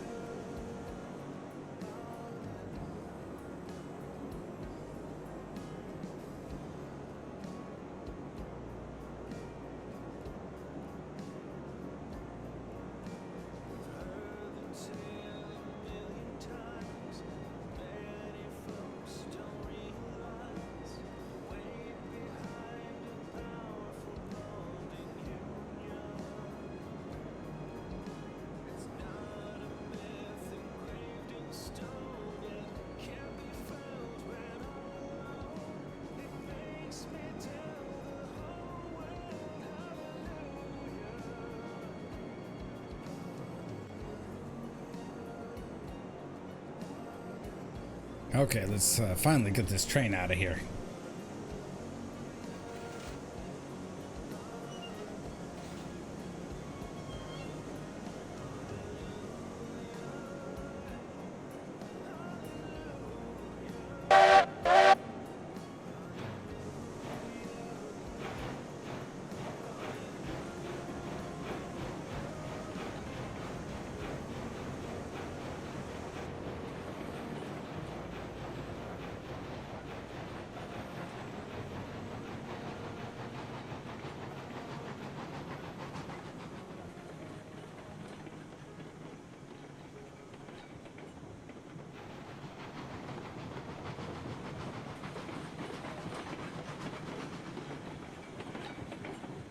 Go easy through this curve.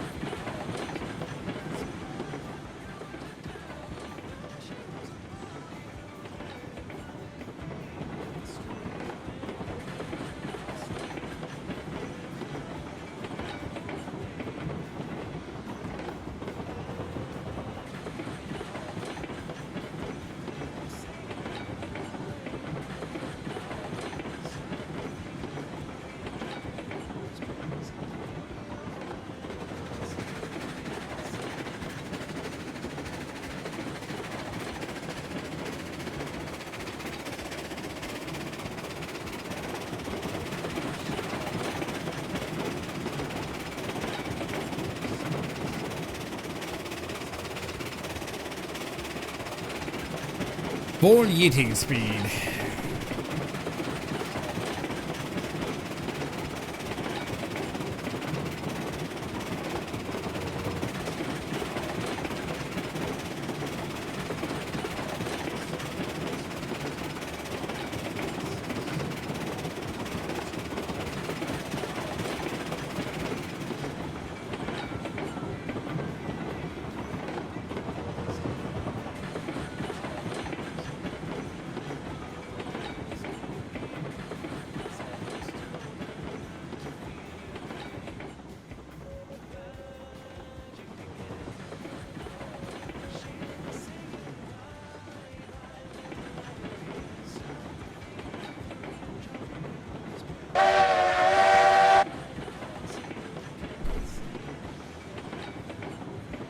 Gonna take the nice, beautiful journey back downhill.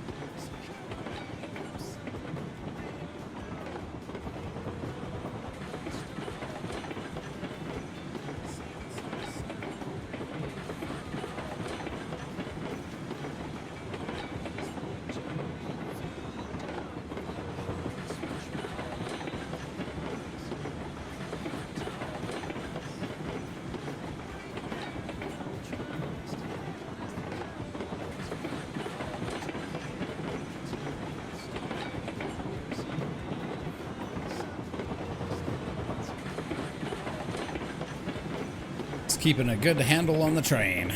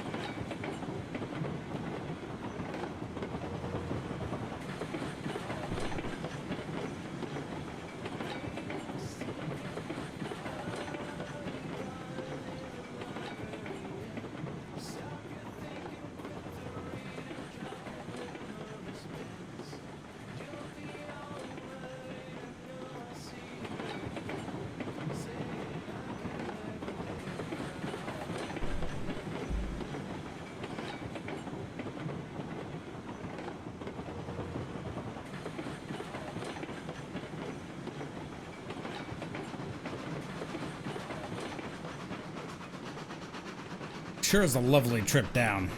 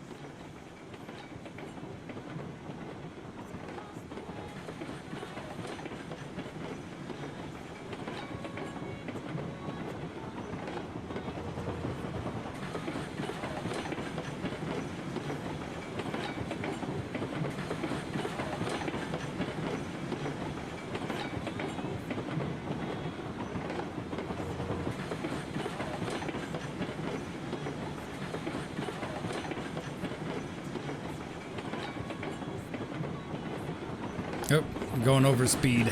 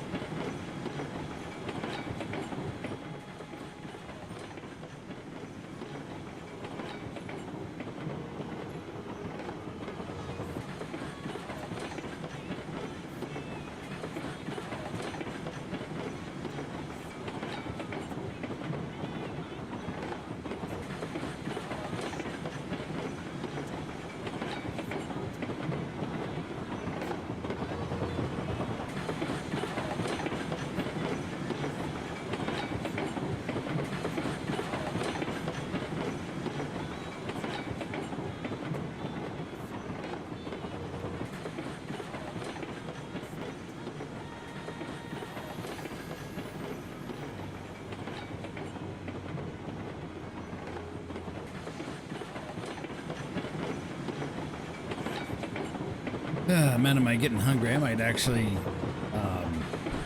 get something to eat here shortly.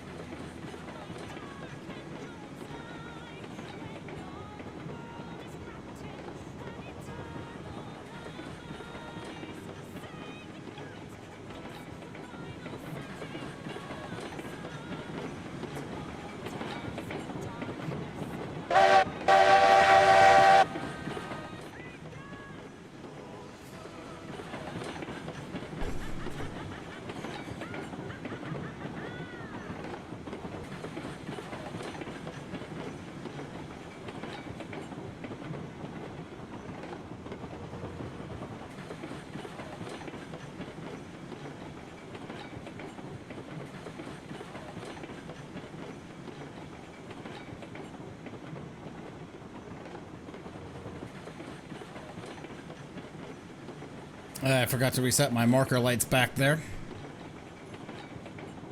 Oh well, I can still do it. Make it look right.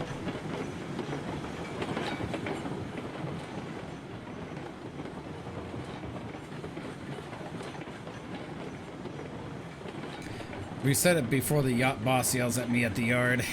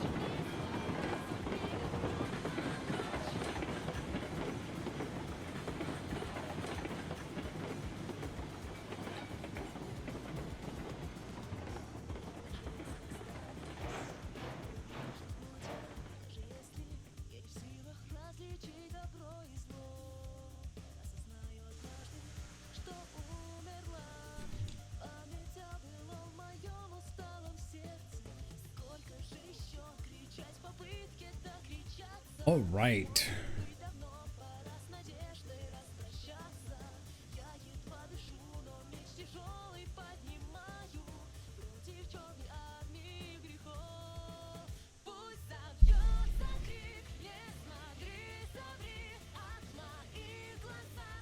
All right, everybody. Thank you for tuning in. I greatly appreciate that. And I want to give special shout out to Mr. Nuclear there for the raid. So I hugely thank you to him.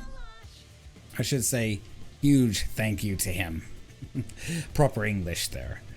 And I want to thank everybody that has commented for the first time today, that has followed for the first time today. I greatly appreciate all of that. So if you guys want to go give Mr. Alcatraz Tactical Beard there, it's from what I can find out, from what I can see, he is speaking in English, even though his tag says Espanol. So if you guys want to go on over there and give him some love, he is streaming Railroads Online.